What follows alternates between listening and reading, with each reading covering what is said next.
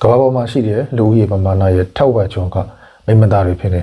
မိမသားဆိုတာလိန်ကွဲပြားခြားနားမှုကလွဲရင်ယောက်ျားသားတွေနဲ့အရာရာမှာအတူတူပဲဖြစ်ပါတယ်ဒါပေမဲ့မိမသားအများစုကမိမသားဖြစ်နေတာကြောင့်အေးမိုးကိစ္စမိသားစုကိစ္စတွေမှာပဲတာဝန်ရှိတယ်ဆိုတဲ့မိယိုးဖလာအယူဆတွေအကြားမှာပိတ်မိရင်းနဲ့ကိုရီကိုသွေးပြောက်ဆုံးပြီးတော့အချိန်တွေကုန်ဆုံးနေကြရတယ်ကဘာမှာဘလို့ပဲကြားမတန်းတူလို့ကြွေးကြော်နေကြပေမဲ့လည်းမိမတွေရဲ့လူနေမှုအစဉ်တန်းကတော့ယောက်ျားတွေအောက်မှာနှိပ်ချနေဆဲပဲဖြစ်ပါတယ်။ဒါကြောင့်မိမသားတွေကရောယောက်ျားတွေနဲ့တန်းတူထပ်မြက်လို့မရဘူးလားလို့အချင်းချင်းမေးခွန်းထုတ်ချင်မိတယ်။ကမ္ဘာလူဦးရဲ့ထက်ဝက်ကျော်လောက်ရှိတဲ့မိမတွေ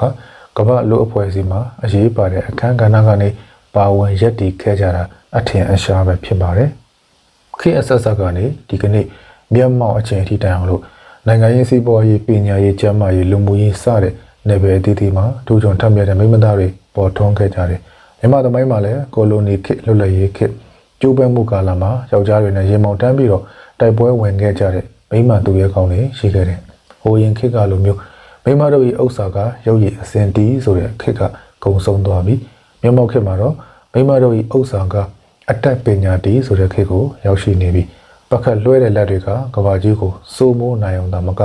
ကဘာကြီးကိုတော့မှပင့်မထားနိုင်ကြောင်းပြသကြရမယ့်ခေတ်ကိုရောက်နေပြီမိမသားတွေထပ်မြတ်ဖို့လိုအပ်လာပြီဒါကြောင့်ထပ်မြတ်တဲ့မိမဆိုတဲ့ဒီဆောင်ကိုရေးခဲ့တာဖြစ်ပါတယ်မိเจ้าမင်းရေးခင်းပြလို့စိတ်နဲ့ဒီစာစုတွေကိုရေးခဲ့တာမဟုတ်ဘူးလူဆိုတော့တတိပေးမဲ့သူမရှိရင်တတိမထားတတ်ကြဘူးတိနေရင်တော့မှမေးရောနေတတ်ကြတယ်အရှာရဲ့ဒီစာစုတွေကမိနေတဲ့မိမသားတွေကိုတတိပေးရုံပဲဖြစ်ပါတယ်အိပ်ပျော်နေတဲ့မိမသားတွေရဲ့ကိုတွင်းစွမ်းရည်တွေကိုလှုပ်နှိုးပေးရုံပဲဖြစ်ပါတယ်အရှာရဲ့ဒီစာအုပ်ကိုဖတ်ပြီးတော့နားထောင်ပြီးတော့တစုံတစ်ယောက်အတွက်တစုံတစ်ခုအကျိုးရှိသွားမယ်ဆိုရင်တတိပေးရကြိုးနှပ်ပါပြီကဘာဘောကမိမသားတိုင်းထက်မြက်တဲ့မိမသားတွေဖြစ်နိုင်ကြပါစေအရှာအားနွယ်သူမဟုတ်ပါဖိုးဝါဒကြီးမားလုံးတဲ့နိုင်ငံတွေမှာ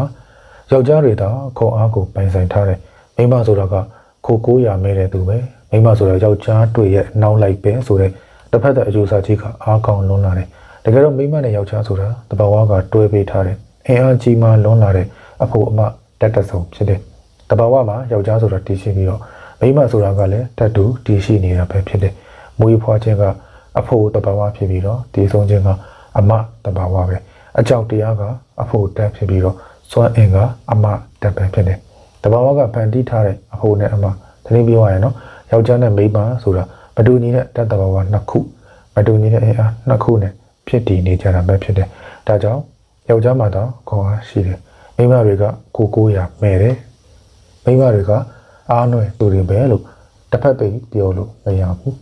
မိန်းမတွေကိုအားနွယ်သူလို့ယူဆနေကြတာကမိန်းမတွေကိုယ်တိုင်ကိုကသူတို့ကအားနွယ်သူပါလို့လက်ခံမှမသိလက်ခံနေကြလို့ပဲဖြစ်တယ်ကိုအားနွယ်သူပါလို့ခံစားနေမှုကကိုဘဝရဲ့အကြီးအမားဆုံးရန်လို့ပဲဘဝအတွက်ရုန်းကန်နေရတဲ့အချိန်မှာပဝန်းကျင်ကကိုအားနွယ်သူပါလို့ဘလို့ပဲပြောနေပါစေ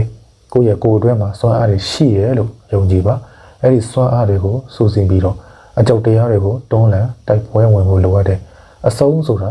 ာအစရဲ့သင်္ကေတစတင်ခြင်းဆိုတာအဆုံးမရှိပဲဖြစ်မလာဘူးကိုယုံကြည်မှုမရှိခြင်းကိုအဆုံးတတ်လာရင်ကိုယုံကြည်ခြင်းဆိုတာစတင်လာလိမ့်မယ်မိမတယောက်ကသူ့ကိုကိုမယုံကြည်ခြင်းဆိုတဲ့တန်တရားကိုဖျောက်ပင်နိုင်ရင်သူကနတ်ဖျားမတပါဖြစ်နိုင်တယ်ဒါကြောင့်ကိုအားနွယ်သူပါရှင်ဆိုတဲ့ကိုယ့်ရဲ့ကိုယ်တွင်းကမူသားစကားတွေကိုဖယ်ရှားပြပြီးတော့ကိုကအားနွယ်သူမဟုတ်ဘူးစွမ်းအားရှိတဲ့မိန်းမသားတစ်ယောက်ဆိုတာကိုပြသမှုအတွက်ကိုယုံကြည်ကြဖို့အလေးနက်တာတွန်းအားပေးခြင်းနဲ့မျက်ရည်ကလက်နက်မဟုတ်ပါမျက်ရည်ဆိုတာကမိန်းမတွေရဲ့လက်နက်ကြီးပဲငါရဲ့ချစ်သူကသူမနိုင်တော့ရင်စငိုတော့တာပဲ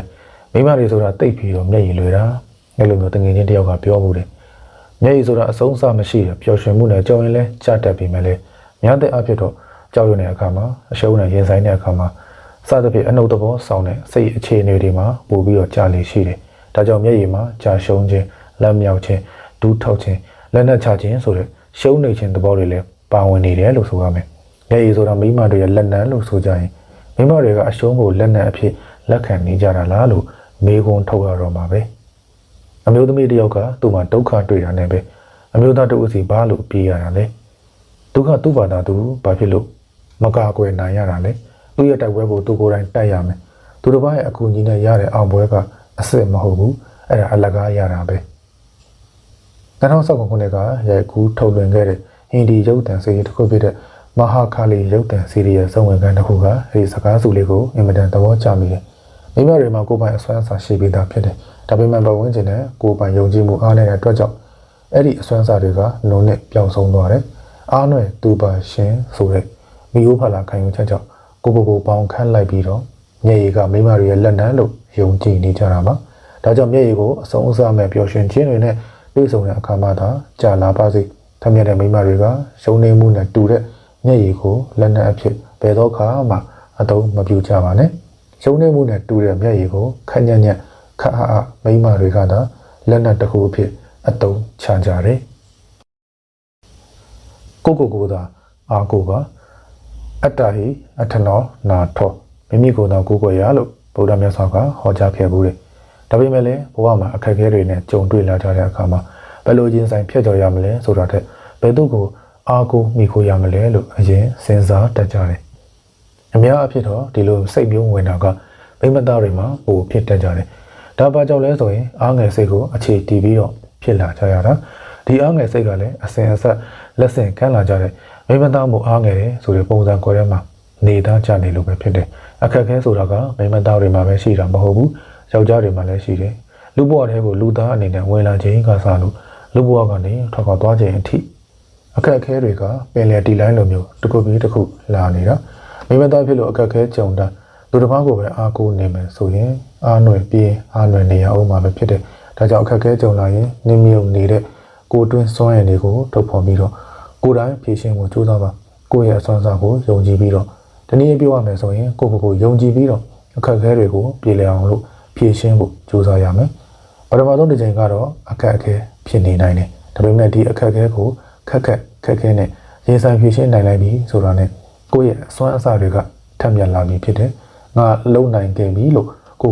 ယုံကြည်မှုတွေရှိလာပြီအဲ့ဒီနောက်မှာတော့ဘယ်လိုအခက်အခဲတွေပဲဝင်လာပါစေမိမသားမှုတော့အားငယ်တယ်ဆိုတဲ့စိတ်ကဝင်လာစေရဘာအကြောင်းမှမရှိတော့ဘူးဒီနေရာမှာပြောချင်တာကအားနွယ်သူလို့အထင်မခံချင်တာနဲ့ပဲတတိပုဂ္ဂလဆန်ဆန်နေရမယ်လို့ဆိုလိုတာတော့မဟုတ်ဘူးပေါ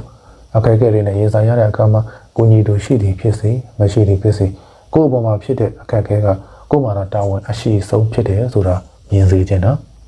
မနေ့ကလဲကြပြီးရင်ဒီနေ့မတ်ရနိုင်ဖို့ဆိုလိုတာသူမဲ့သူကိုမျှော်နေဖို့မလိုဘူးချော်လဲရောထိုင်လိုက်တာမျိုးကိုလည်းမဖြစ်စေဘူးသူမဲ့သူကိုမဲ့သူမလာမှထက်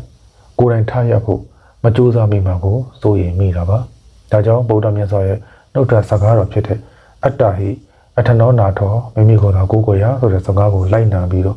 ကိုယ်သာအားကိုးတဲ့ထူးချွန်တဲ့ထက်မြက်တဲ့မိမတရားဖြစ်အောင်နေထိုင်ဖို့တိုက်တွန်းချင်ပါတယ်ကိုယ်သာချစ်ပါမင်းကိုလူတွေကြိုက်နေစရာမလိုဘူးမင်းကိုလူတွေချစ်နေဖို့လည်းမလိုဘူးသူတို့ကမင်းကိုလေးစားဖို့တော့မလိုဘူးဒါပေမဲ့မင်းမှန်ကြည့်တဲ့အခါမှာတော့မှန်ထဲမှာမြင်ရတာကိုချစ်တာအကောင်းဆုံးပဲလို့အမေရိကန်အနုပညာရှင်ရှယ်ရီရက်ကာစုပေးပွဲတစ်ခုမှာပြောခဲ့တယ်တိတ်ကိုဆွဲမှတ်ဖို့ကောင်းတဲ့စကားလုံးတွေဖြစ်တယ်ထက်မြက်တဲ့မိမတယောက်ကနေပြောတဲ့ဒီလိုစကားလုံးတွေကမြတ်ဗုဒ္ဓဟောကြားခဲ့တဲ့တရားတော်တွေနဲ့လည်းတွားပြီးတော့ကိုက်ညီနေတာကိုသတိထားမိတယ်မြတ်ဗုဒ္ဓတာဝတိပိဇေတဝန်ကျောင်းတော်မှာတည်င်းသုံးတော်မူစဉ်ခါကတိုင်းပြည်ပြည့်ရှင်ပတိနတိကောတလမင်းကြီးကမာလိကမိဖုရားကြီးကိုမေးခွန်းတစ်ခုမေးခဲ့တယ်မာလိကဟောဒီလောကကြီးထဲမှာမင်းပဲသူ့ကိုအခြေဆုံးလဲအဲ့လိုမေးတယ်သူမျောလင့်ထားတဲ့အဖြေကတော့ရှင့်ကိုအခြေဆုံးပါဒါပေမဲ့မာလိကမိဖုရားကဟောဒီလောကကြီးထဲမှာကိုယ်သာအခြေဆုံးပဲလို့မဆိုင်မတော့ပြန်ဖြေတယ်မင်းကြီးလည်းသူ့လိုချင်တဲ့အဖြေမရတော့စိတ်ထိခိုက်ပြီးတော့စိတ်ပြေလက်ပြောင်းဘုရားရှင်စီရှောက်လာခဲ့တယ်ဘုရားရှင်ရှေ့မှာရောက်တော့ဘယင်ကောသလကဘုန်းတော်ကြည်တော်မူသောမြတ်စွာဘုရားလောကမှာဘလို့ပုံကိုယ်တွေကကိုချစ်တဲ့သူတွေလဲဘလို့ပုံကိုယ်တွေကကိုမချစ်တဲ့သူတွေလဲဘုရားလို့မေးလျှောက်တယ်ဘုရားရှင်ကအဖြေမပေးခင်မှာပဲဘယင်ကောသလကတပည့်တော်ကတော့ဒီလိုထင်တယ်ကောင်းတာလို့ကောင်းတာပြောကောင်းတာကြံစီနေတဲ့ပုံကိုယ်တွေကကိုချစ်တဲ့သူတွေပါဘုရားမကောင်းတာလို့မကောင်းတာပြောမကောင်းတာကြံနေတဲ့သူတွေကကိုမချစ်တဲ့သူတွေပါဘုရားလို့ပြန်ပြီးတော့ရှောက်လိုက်တယ်အဲ့ဒီခါဘုရားရှင်ကမင်းကြီးတွေ့တဲ့အတိုင်းတင်းတဲ့အတိုင်းမှန်ပါတယ်မင်းကြီးအရက်လေးမျက်နှာအရက်ရှစ်မျက်နှာကိုလှည့်ကြည့်လိုက်ပါမိမိထပ်ပို့ပြီးတော့ချစ်ရတဲ့သူဆိုတာမရှိပါဘူးတတဝါတွေက ကိုသာအချစ်ဆုံးပါလို့မိတ်တော်မူလိုက်တယ်နတ္ထိအတ္တတမန်ပေမန်ကိုချစ်ချင်းနဲ့တူသောအချစ်မျိုးမရှိဒါကြောင့်ထက်မြက်တဲ့မိန်းမဖြစ်ချင်ရင်ကိုချစ်ဖို့လိုတယ်ကိုတကယ်ချစ်ရင်ကောင်းတာလုပ်ရမယ်ကောင်းတာပြောရမယ်ကောင်းတာပဲကြံစီတွေးတော်ရမယ်ကိုမှမချစ်ဘူးဆိုရင်ဘယ်သူမှကိုလာချစ်မှာမဟုတ်ဘူးလူချစ်လူပင်ပေါ်ချင်ရင်ကိုသာအရင်ချစ်ရမယ်ဒါကြောင့်ထက်မြက်တဲ့မိန်းမတစ်ယောက်တကယ်ဖြစ်ချင်ရင်ကိုတကယ်ချစ်ကြဖို့တိုက်တွန်းချင်ပါတယ်ကိုသာဂရုစိုက်ပါ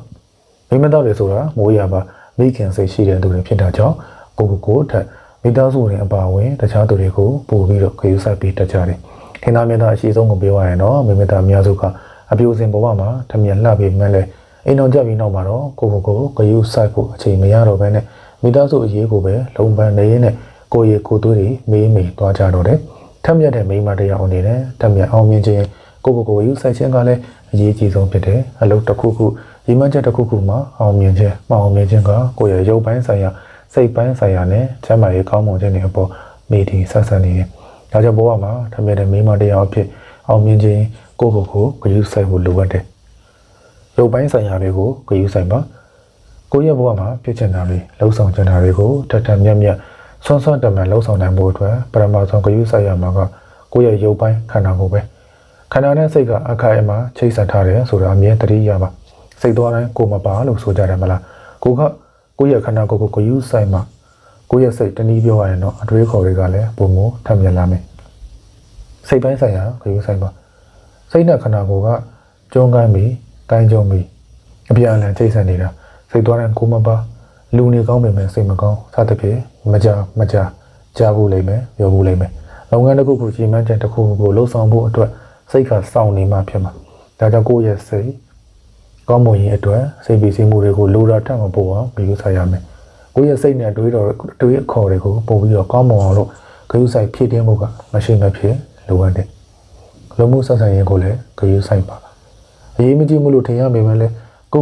ဂရုစိုက်ခြင်းမှာလူမှုပေါင်းတဲ့ဆက်ဆံရေးကလည်းအခက်ရကြတယ်အောင်မြင်ခြင်းနဲ့စိတ်ထက်မြက်ခြင်းနဲ့စိတ်ထူးချွန်ခြင်းနဲ့စိတ်တွေနဲ့အလုံးများနေတဲ့အခါမှာမိသားစုမိတ်ဆွေတွေနဲ့ဝေးကွာမှမသိဝေးကွာသွားရတယ်လူမှုဆက်ဆံရေးကိုလိရှုမိတဲ့အတွက်အထီးကျန်မှုတွေလည်းဝင်လာတယ်ဒီအခါမှာစိတ်ကြမ်းမာရေးမကောင်းစိတ်ကတစ်ဆင့်ခန္ဓာကိုယ်ပါထိခိုက်လာမယ်ဒါကြောင့်လူမှုဆက်ဆံရေးကိုလည်းဂရုစိုက်ဖို့လိုပါတယ်ကြမ်းမာရေးကိုဂရုစိုက်မှာအာရောကျန်ပရမလာဘကျမ်းမာခြင်းကလက်ကြီးတစ်ပါးလို့မြတ်ဗုဒ္ဓကဟောကြားထားတယ်ပညာသင်ယူဖို့ကျမ်းမာရမယ်စီးပွားရှာဖို့ကျမ်းမာရမယ်အောင်မြင်မှုရဖို့ကျမ်းမာရမယ်ဒူးချွန်ထမြောက်ဖို့ကျမ်းမာရမယ်ဒါကြောင့်ကိုယ့်ရဲ့ကျမ်းမာရေးကိုလည်းဂရုစိုက်ဖို့လိုတယ်ဒူးချွန်ထမြောက်တဲ့မိန်းမတစ်ယောက်ဖြစ်ခြင်းရဲ့ကိုယ်သာအထူးအလေးထားဂရုစိုက်မှုပေးပါကိုမတနာပါနဲ့သူကတော်လိုက်တာသူကအရွယ်နဲ့မလိုက်အောင်ထမြောက်လိုက်တာသူ့ကိုအားကျလိုက်တာသူ့လိုမျိုးဖြစ်ချင်လိုက်တာစသဖြင့်သူ့တစ်ပါးကိုအားကျစိတ်နဲ့ပြောဖို့ပါလိမ့်မယ်ဒါပေမဲ့သူ့လိုမျိုးဖြစ်အောင်လုပ်ဖို့ကြတော့ခက်ခဲလိုက်တာလို့မြင်မိရမဟုတ်လားဒီအရာကိုသူကြဖြစ်မြောက်အောင်မြင်ပြီးတော့ကိုကြဘာလို့မဖြစ်ရမှာလဲ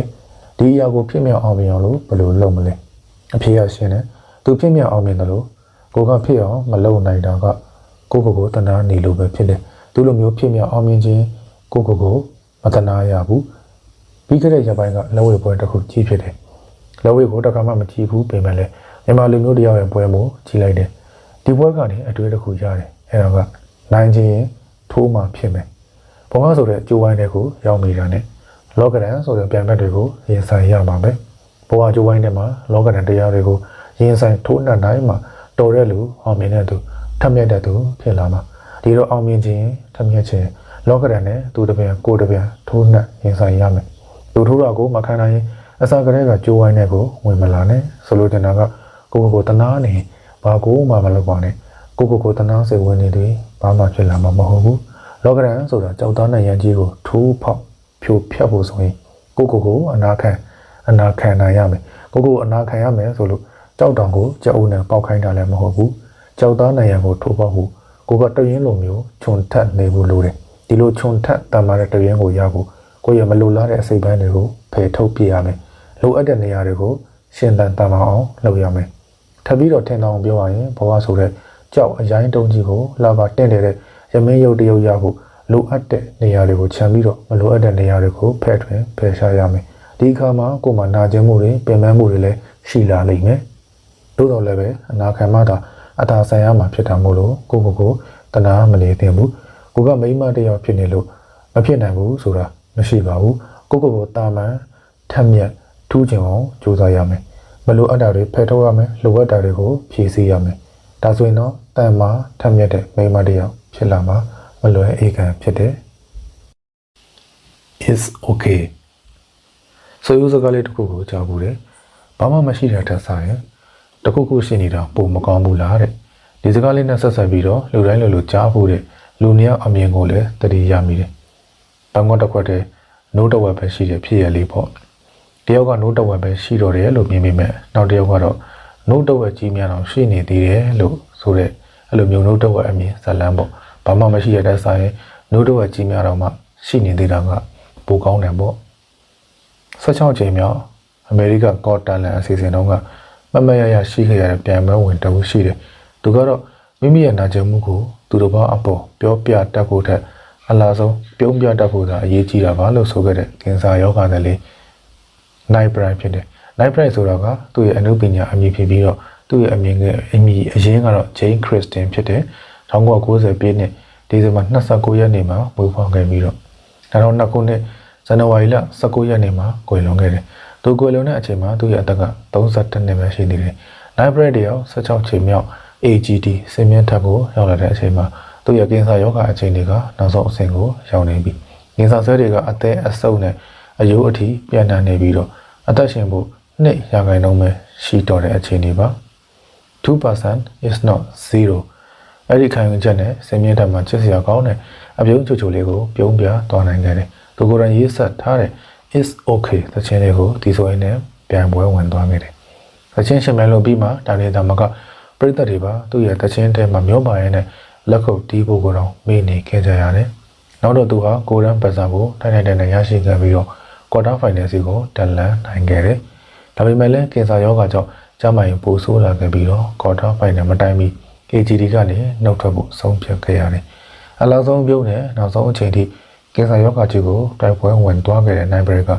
2022ခုနှစ်ဖေဖော်ဝါရီလ19ရက်နေ့တနင်္ဂနွေနေ့မှာဆုံးပါသွားတယ်။သူကွယ်လွန်သွားတဲ့အချိန်မှာ AGD ဝိုင်းတော်သားတွေနဲ့တကဘာလုံးကသူ့ရဲ့ပရိသတ်တွေကဝန်းတဲ့စကားတွေပေးပို့ခဲ့ကြတယ်။ဘဝကိုပျော်ရွှင်အောင်နေသွားမယ်လို့ဆုံးဖြတ်ချက်သာချနိုင်သွားရင်အခက်အခဲတွေကိုအေးလူကြော်ဖြတ်သွားနိုင်မှာပါဆိုတဲ့သူ့ရဲ့စကားအတိုင်းသူ့ဘဝရဲ့နေဝင်ခြင်းကိုသူဖြစ်ချင်တဲ့အတိုင်းရင်ဆိုင်သွားနိုင်ခဲ့တယ်။ပြီးတော့နိုင်ဘရက်ကလက်ကျန်ဘဝလေးကိုပျော်ရွှင်စွာကုန်ဆုံးဖို့အခက်အခဲတွေကုန်ဆုံးတဲ့အချိန်ထိစောင့်ဆိုင်နေစေရမလို့ဘူးအခက်အခဲကြားကနေပဲပျော်ရွှင်စွာနေလိုက်ကြဖို့တူတောင်းတဲ့အချိန်လေးမှာပဲတကဘာလုံးမှာရှိတဲ့မိမသားတွေနဲ့လူသားတွေအတွက်သတင်းစကားပေးသွားနိုင်ခဲ့တယ်။နိုင်ဘရက်ကကဘာလောကကြီးအတွက်တကယ့်ကိုတိုက်ပွဲဝင်ပြည်သူမီဒီယာဖြစ်ပေးသွားခဲ့တဲ့စစ်လက်နက်တွေမကင်ဆွဲခဲ့ပေမဲ့လည်းလူသားတွေရဲ့အနာဂတ်ဘဝမှာအခက်အခဲတွေကိုလက်မိုင်မချဘဲနဲ့ရင်ဆိုင်တိုက်ခိုက်ရင်ပျော်ရွှင်မှုတွေကိုရယူဖို့အလေးအောင်ပေးခဲ့တဲ့ထက်မြက်သမားတဲ့အမျိုးသမီးဖြစ်ပေးသွားခဲ့တယ်။နိုင်ဘရဟာကဘာလောကကြီးကနေနှုတ်ဆက်ထွက်ခွာသွားပေမဲ့လည်းသူ့ရဲ့စကားတမ်းတွေသူ့ရဲ့တခြင်းတမ်းတွေဟာကဘာပေါ်မှာအချိန်ကြီးအကြာကြီးပြန့်လွင့်နေဦးမှာအတေအချာပဲဖြစ်ပါတယ်။ဘဝကိုရောင်လဲလဲနဲ့မဖြတ်တမ်းပါနဲ့။ဒါမှမိမတွေကကိုယ့်ရဲ့အနာဂတ်ကိုမတွေးပဲနဲ့နေ့စဉ်နဲ့အမျှဘဝကိုရိုးရှင်းတဲ့အရာတွေနဲ့ပဲရောင်ချဖြတ်တမ်းနေကြတယ်။ဒီလိုမိမသားတွေမှာအောင်မြင်မှုဆိုတာရှိလာမှာမဟုတ်ဘူး။မိမတယောက်ကသူ့ရဲ့နေ့စဉ်ဘဝမှာအတိတတိမရှိဘူးကြုံရလှုပ်လိုက်တယ်အရေးမကြီးတဲ့အလုပ်တွေနဲ့အချိန်ဖြုံးနေတယ်အချိန်ဆွဲပြီးတော့လုံနေတယ်တတ်တောင်နဲ့ဖြတ်တန်းနေတယ်ဒါဆိုရင်တော့သူကဘဝကိုရောင်ချနဲ့ဖြတ်တန်းနေတဲ့လူဖြစ်တယ်ဘဝကိုဒီလိုဖြတ်တန်းနေပြီဆိုရင်ကိုလည်းဘဝကိုရောင်လဲလဲနဲ့ဖြတ်တန်းမိနေတဲ့သူပဲဖြစ်လိမ့်မယ်ကိုကဘဝကိုရောင်လဲလဲနဲ့ဖြတ်တန်းမိနေတာကိုသတိပြုမိပြီဆိုရင်နှုတ်ထကိုအချိန်တန်ပြီကိုရဲ့ပတ်ဝန်းကျင်ကိုလေ့လာကြည့်ပါကိုကဘဝကိုရောင်လဲလဲနဲ့ဖြတ်တန်းနေရတဲ့အချိန်မှာကိုရဲ့နီးနာကထက်ထက်မြက်မြက်မိမတွေကကိုယ့်တက်ရှေ့ကိုရောက်နေကြပြီစကားလေးတစ်ခွန်းကြားဘူးလေစလုပ်တဲ့အချိန်ကဘယ်တော့မှနောက်မကျသေးဘူးတဲ့ကိုကအရင်အချိန်မှာဘဝကိုရောက်လဲဖြတ်တန်းနေမိရင်လေလက်ရှိအချိန်မှာဘဝကိုရည်မှန်းချက်ရှိပန်းနိုင်ရှိဆက်လက်ဖြတ်တန်းမှုလို့လေနောက်မကျသေးဘူးကိုရဲ့ဘဝမှာကိုကတကူအရှိဆုံးဖန်ဆင်းရှင်ဖြစ်တာကြောင့်ကိုရဲ့အနာဂတ်ဘဝ ရွှေရောင်တောက်ပလှပဖို့အတွက်အတိတ်ကအတိုင်းမဖြစ်နိုင်ပဲနဲ့ပိစုံပံမှာရေမှတ်ချက်ကြီးကြီးမားမားထားပြီးတော့ဖြတ်သန်းကြရမယ်။ဒါကြောင့်ထက်မြက်အောင်မြင်တဲ့မိန်းမတယောက်ဖြစ်ခြင်းရင်ရောင်လည်လည်ဘဝကနေအခုပဲနိုးထရှင်သန်လိုက်ပါ။ဝါသနာကိုရှာပါရေမှတ်ချက်ကိုလုံးပါမိန်းမပဲဖြစ်ဖြစ်ယောက်ျားပဲဖြစ်ဖြစ်မိုးလင်းကနေမိုးချုပ်တဲ့အထိတနေ့တာလုံးမှာလုပ်ငန်းဆောင်တာများစွာနဲ့ဂုဏ်ဆုံးနေကြတယ်။ဒါပေမဲ့အဲ့ဒီလုပ်ငန်းဆောင်တာတွေကိုစစ်ထုတ်ကြည့်မယ်ဆိုရင်အရေးမကြီးတဲ့အရေးမပါတဲ့ကိစ္စတွေကိုအချိန်ကြီးအများကြီးပေးပြီးပို့လုပ်မိနေကြတယ်။ဒါပေမဲ့မိမတို့ရဲ့နေ့စဉ်ဘဝကပို့လို့တော့မှအရေးမပါတဲ့အရေးမကြီးတဲ့ကိစ္စတွေကြားမှာဂုဏ်ဆုံးနေတတ်ကြတယ်။ပုံစံခွဲထဲမှာအသားကျနေတာကြောင့်ဒီလိုမျိုးဘာမှမဟုတ်တဲ့ကိစ္စတွေကမိမသားတွေရဲ့လက်စားတူဝလုပ်ငန်းတွေပဲလို့အထင်ရောက်နေကြတယ်။ဒါတွေကြောင့်ကိုပါဝါသနာပါလဲကိုရဲ့ယူရချက်ရှိမှချက်ကပါလဲဆိုတော့မေးရော်နေကြတယ်။ဝါသနာယူမှချက်တွေပျောက်ဆုံးနေကြရတယ်။ဒါကြောင့်ထက်မြက်အောင်မြင်တဲ့မိမဖြစ်လာဖို့ဆိုရင်ပျောက်ဆုံးနေတဲ့ဝါသနာကိုရှာပြီးတော့မေးရော်နေတဲ့ယူမှချက်တွေကိုလှုပ်ဆောင်ဖို့လိုတယ်။ဘယ်လိုရှာပြီးတော့ဘယ်လိုလုပ်မလဲ။ပထမဦးဆုံးကိုယ့်ရဲ့စိတ်ဝင်စားမှုကိုစင်ကျင်သုံးသပ်ပါဝါသနာဆိုတာကစိတ်ဝင်စားမှုစိတ်အားထက်သန်မှုအပေါ်မှာအခြေတည်နေတဲ့အတွက်ကြောင့်ကိုယ့်ရဲ့စိတ်ဝင်စားမှုဇင့်မြစ်ကိုအချိန်ပေးသုံးသပ်စဉ်းစားမှုလိုတယ်။လူတစ်ယောက်မှာစိတ်ဝင်စားမှုကတစ်ခုထက်မကရှိနိုင်တယ်။အဲ့ဒီစိတ်ဝင်စားမှုတွေထဲကမှဘယ်တစ်ခုကတော့ကိုယ့်ကိုပျော်ရွှင်စေတယ်လဲရွေးချယ်ပါ။ဒီပျော်ရွှင်မှုကရေတိုဖြစ်ပေါ်လာတဲ့ပျော်ရွှင်မှုလားရေရှည်မှရောပျော်ရွှင်နိုင်မလားစမ်းစစ်ပါ။ဒါအပြင်ငယ်ဘဝကအမှတ်တရတွေကိုပြန်လဲချေရကောက်ကြည့်ပါ။ငယ်ဘဝအမှတ်တရတွေထဲမှာလဲကိုယ့်ရဲ့စစ်မှန်တဲ့စိတ်ဝင်စားမှုဝါသနာတွေကရှိနေနိုင်တယ်။ပတ်ဝန်းကျင်ရဲ့ပြည့်ပြည့်မှုတွေကြောင့်ကိုယ့်ရဲ့ဝါသနာအစစ်မှန်ကဖုံးကွယ်နေတတ်တယ်။ဒါကြောင့်ကိုယ့်ရဲ့စစ်မှန်တဲ့စိတ်ဝင်စားမှုဝါသနာအစစ်ကိုသုံးသပ်ရှာဖွေပါ။ကိုယ့်ရဲ့ကျွမ်းကျင်ရာလိမ္မာရာကိုပေါ်ထုတ်ပါ။စိတ်ဝင်စားမှုကဝါသနာရဲ့အုံမြင့်ဆိုပြီးမှလည်းကိုယ့်ရဲ့ကျွမ်းကျင်မှုကတော့ဒီအရာကိုလုပ်နိုင်မလား။ဒါအရေးကြီးတယ်။စိတ်ပါဝင်စားလို့လုပ်လိုက်ပေမဲ့လည်းမကျွမ်းကျင်လို့လမ်းခုလက်မှာရက်ပစ်လိုက်ရတာတွေလည်းရှိနိုင်တယ်။ဒါကြောင့်ကိုယ့်ရဲ့ကျွမ်းကျင်မှုနဲ့ကိုက်ညီမဲ့ဝါသနာကိုပေါ်ထုတ်ဖို့လိုတယ်။ဒါပေမဲ့ကိုယ့်ရဲ့ဝါသနာကတာမတာဖြစ်နေခဲ့ရင်အဲ့ဒီအရာကိုကျွမ်းကျင်ခြင်းလေ့လာသိရင်ပါဆုံးခန်းတိုင်အောင်လို့ရှောင်းလန်းပါစိတ်ဝင်စားမှုနဲ့ကျွမ်းကျင်မှုကိုသိပြီးတော့ဝါသနာအစစ်မှန်ကိုတွေ့ကရည်ရွယ်မှန်းချက်ထားပြီးသားလုပ်မယ်ဆိုရင်အောင်မြင်တဲ့ထပ်မြင့်တဲ့မိန်းမလေးဖြစ်လာမှာအသေးချာပဲဖြစ်တယ်ပိတ်ထားတဲ့နိုင်ငံတွေနောက်မှာလမ်းတွေရှိတယ်2023ခုနှစ်ကလူငယ်တွေအကြားမှာရေပန်းဆန်းကြော်ကြားခဲ့တဲ့စကားစုတစုရှိတယ်နိုင်ငံတွေကိုတွန်းချလိုက်ရင်တရားဖြစ်လာနိုင်တယ်တဲ့မြန်မာနိုင်ငံမှာမျိုးဖလာရရောရှီယူဆွဲအမြင်တွေရရောမိမသားတွေရဲ့ဘဝကပုံစံခွက်တဲ့အလုံးပိတ်အခန်းထဲမှာပဲကျင်လေကုံဆုံးနေကြရတာများတယ်မိန်းကလေးပဲစာဖတ်တိုင်တော်ရောပေါ့မိန်းကလေးပဲအိမ်မှုကိစ္စနိုင်နေရင်တော်ရောပေါ့အဲ့လိုမျိုးခံယူချက်တွေနဲ့မိဖို့ကြောင်းနဲ့အိမ်အဝန်းအဝိုင်းလေးထဲမှာပဲဘဝကိုကုံဆုံးပေးကြရတဲ့မိမသားတွေအများအပြားပဲတိုးတက်ပြောင်းလဲလာတဲ့ကိစ္စနဲ့တစ်ခုမှာမြန်မာနိုင်ငံရဲ့မိမသားတွေအပေါ်ထားတဲ့ခံယူချက်ကတကဘာလုံးအတိုင်းအတာနဲ့ရှိရင်အင်မတန်မှနောက်ကျနေစေဖြစ်တယ်ဒီအခြေအနေကိုမိမသားတွေကိုယ်တိုင်ကတွန်းလှန်ဖို့လိုရတယ်အိမ်အဝန်းအဝိုင်းလေးကိုပဲကဘာကြီးတစ်ခုလိုမျိုးတတ်မှတ်ထားပြီးတော့တတ်မှတ်ထားမှုကိုဖောက်ထွက်ဖို့ကြိုးစားရမယ်နွားချီကခွက်လေးကိုသမုဒ္ဒရာကြီးလိုမျိုးမြင်နေမိတဲ့စိတ်ကိုဖြောင်းဖျက်ကြရမယ်လေးဘက်လေးတန်ကာယံထားတဲ့နိုင်ငံတွေကိုသုံးဖြုံဖို့ကြိုးစားကြရမယ်မျိုးဖလာနိုင်ငံတွေရှေးဥဆွဲနိုင်ငံတွေကဒုတဲ့ကြီးကြီးမားမားတည်ရှိနေတာမို့ကိုယ့်ရဲ့ကိုယ်တွင်းမှာရှိနေပြီးသားစွမ်းအားတွေကိုစူးစီးအတုံးချပြီးတော့ဒီလိုနိုင်ငံတွေကိုပြိုကျအောင်လို့တွန်းဖယ်ရမယ်ဒီနိုင်ငံတွေသာပြိုပြက်သွားပြီဆိုရင်မိမသားတွေအတွက်အခွင့်အလမ်းတွေအခွင့်အရေးတွေရပိုင်ခွင့်တွေကအများကြီးရှိနေတယ်ဒါကြောင့်မိမသားတွေအတွက်ပိတ်ထားတဲ့နိုင်ငံရဲ့နောက်မှာနိုင်ရရှိတယ်လို့ပြောလိုက်ချင်ပါတယ်တခဲမစိတ်တက်ဆရာကြီးပြည်မိုးနေကပြောဘူးတယ်ကြီးပွားတိုးတက်ဖို့အတွက်ပြင်ပန်းစွာအလုပ်လုပ်ဖို့မလိုဘူးတတိပညာအလိမ္မာနဲ့အပြင်းကိုနိုင်ဖို့ပဲလိုတယ်တဲ့ဆရာကြီးရဲ့ဒီစကားကမိမသားတွေနဲ့လည်းတရိုက်သက်ဆိုင်တယ်ယောက်ျားပြင်းတော့ကြောခင်တယ်မိန်းမပြင်းတော့အတင်းတုတ်တယ်လို့ပြောကြတယ်မိမသားတွေကအချင်းချင်းစကားလက်ဆောင်ချတဲ့အခါမှာအတော်မတတ်နိုင်အောင်လို့ပြောဖြစ်ကြတဲ့သဘာဝရှိတယ်ဒီလိုနဲ့လုပ်ငန်းဆောင်တာတွေလေးပင်ပြီးတော့အချိန်တွေကုန်မှမသိကုန်ဆုံးကုန်ကြတယ်ဝရိယအားနဲ့မှမသိအားနဲ့ကုန်ကြတယ်ဝရိယဆိုတာကအားတော် concept ပင်ပင်မမအလုပ်လုပ်ရခြင်းကိုပဲဆိုလိုတာမဟုတ်ဘူးနိုးကြထားကြွခြင်းသဘောကဝရိယဖြစ်တယ်မိမသားတွေကယောက်ျားတွေပေါ်မှာအလုံးပဲမိခိုလိုစိတ်ထက်သန်လုံးတဲ့အတွက်ကြောင့်ဝရိယအားနဲ့ကုန်တယ်တခုခုသောယောက်ျားတွေကလှုပ်လိုက်မယ်ဆိုတဲ့စိတ်မျိုးရှိတတ်တယ်ဒီစိတ်မျိုးကနောက်လိုက်စိတ်တက်ဖြစ်တယ် သူပဲဥဆောင်လိုက်လိမ့်မယ်သူပဲလှုပ်လိုက်လိမ့်မယ်ဆိုတဲ့စိတ်ဓာတ်ကအစိအပါစိတ်ဓာတ်ဖြစ်တယ်ထက်မြက်တဲ့မိန်းမတယောက်ဖြစ်ချင်ရင်တော့တကယ်မှစိတ်ဓာတ်ရှိနေဖို့လိုတယ်ဘာလို့ရမလဲဘယ်လုပ်ကိုဘယ်အချိန်မှာဘယ်လိုမျိုးပြီးမြောက်အောင်လုပ်ပြီးတော့ဘယ်လုပ်ကိုဘယ်လိုမျိုးဆက်လုပ်မလဲအမြဲတွေးချင်နေရမယ်တကယ်မှစိတ်ဓာတ်ရှိကြတဲ့သူတွေကဘယ်သူမှမခိုင်းမနဲ့ကိုနဲ့ကိုယ့်ရဲ့စိတ်ကိုအမြဲခိုင်းနေကြသူတွေဖြစ်တယ်ထက်မြက်တဲ့မိန်းမတယောက်ဖြစ်ချင်တဲ့သူဆိုရင်ကိုခိုင်းရမယ်သူတစ်ပါးခိုင်းမှလုပ်တဲ့သူကထက်မြက်တဲ့သူဘယ်တော့မှဖြစ်လာမှာမဟုတ်ဘူးဒါကြောင့်ထက်မြက်တဲ့မိန်းမဖြစ်ချင်ကိုယ့်ရဲ့စိတ်ကိုတကယ်မှစိတ်ထားဖြစ်အောင်လို့မွေးမြူပြီးတော့ကိုအမြဲခိုင်းနေဖို့လိုအပ်တယ်ရောက်ရဲစိတ်ကိုလိုတာတက်မပူပါစေနဲ့ရောက်ရဲစိတ်ရှိတာလေးနဲ့လှအောင်ကိုဝါအောင်စသဖြင့်ပြောကြတယ်ဒီစကားကမှန်တဲ့လောက်မှန်တယ်ဒါပေမဲ့နေရာတကာရောက်ရည်နေခြင်းကတော့မမှန်ဘူးရှိတာလေးနဲ့လှအောင်ဝါအောင်ဆိုတော့ကိုယ့်ရဲ့စိတ်ကိုအညွန့်ချိုးထားတယ်လို့ပဲဖြစ်တယ်ထက်မြက်ဖြစ်ခြင်းဒီစိတ်ကိုနေရာတိုင်းမထားသင့်ဘူးကိုယ့်ရဲ့လက်ရှိအခြေအနေကိုကျင်းနဲ့တင်းနေမနေဘဲနဲ့ဒီအခြေအနေထက်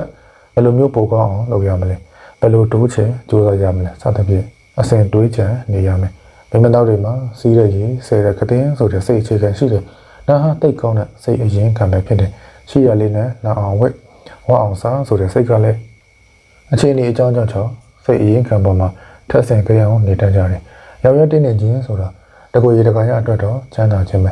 ဲဒါပေမဲ့လူဘဝတစ်လျှောက်မှာက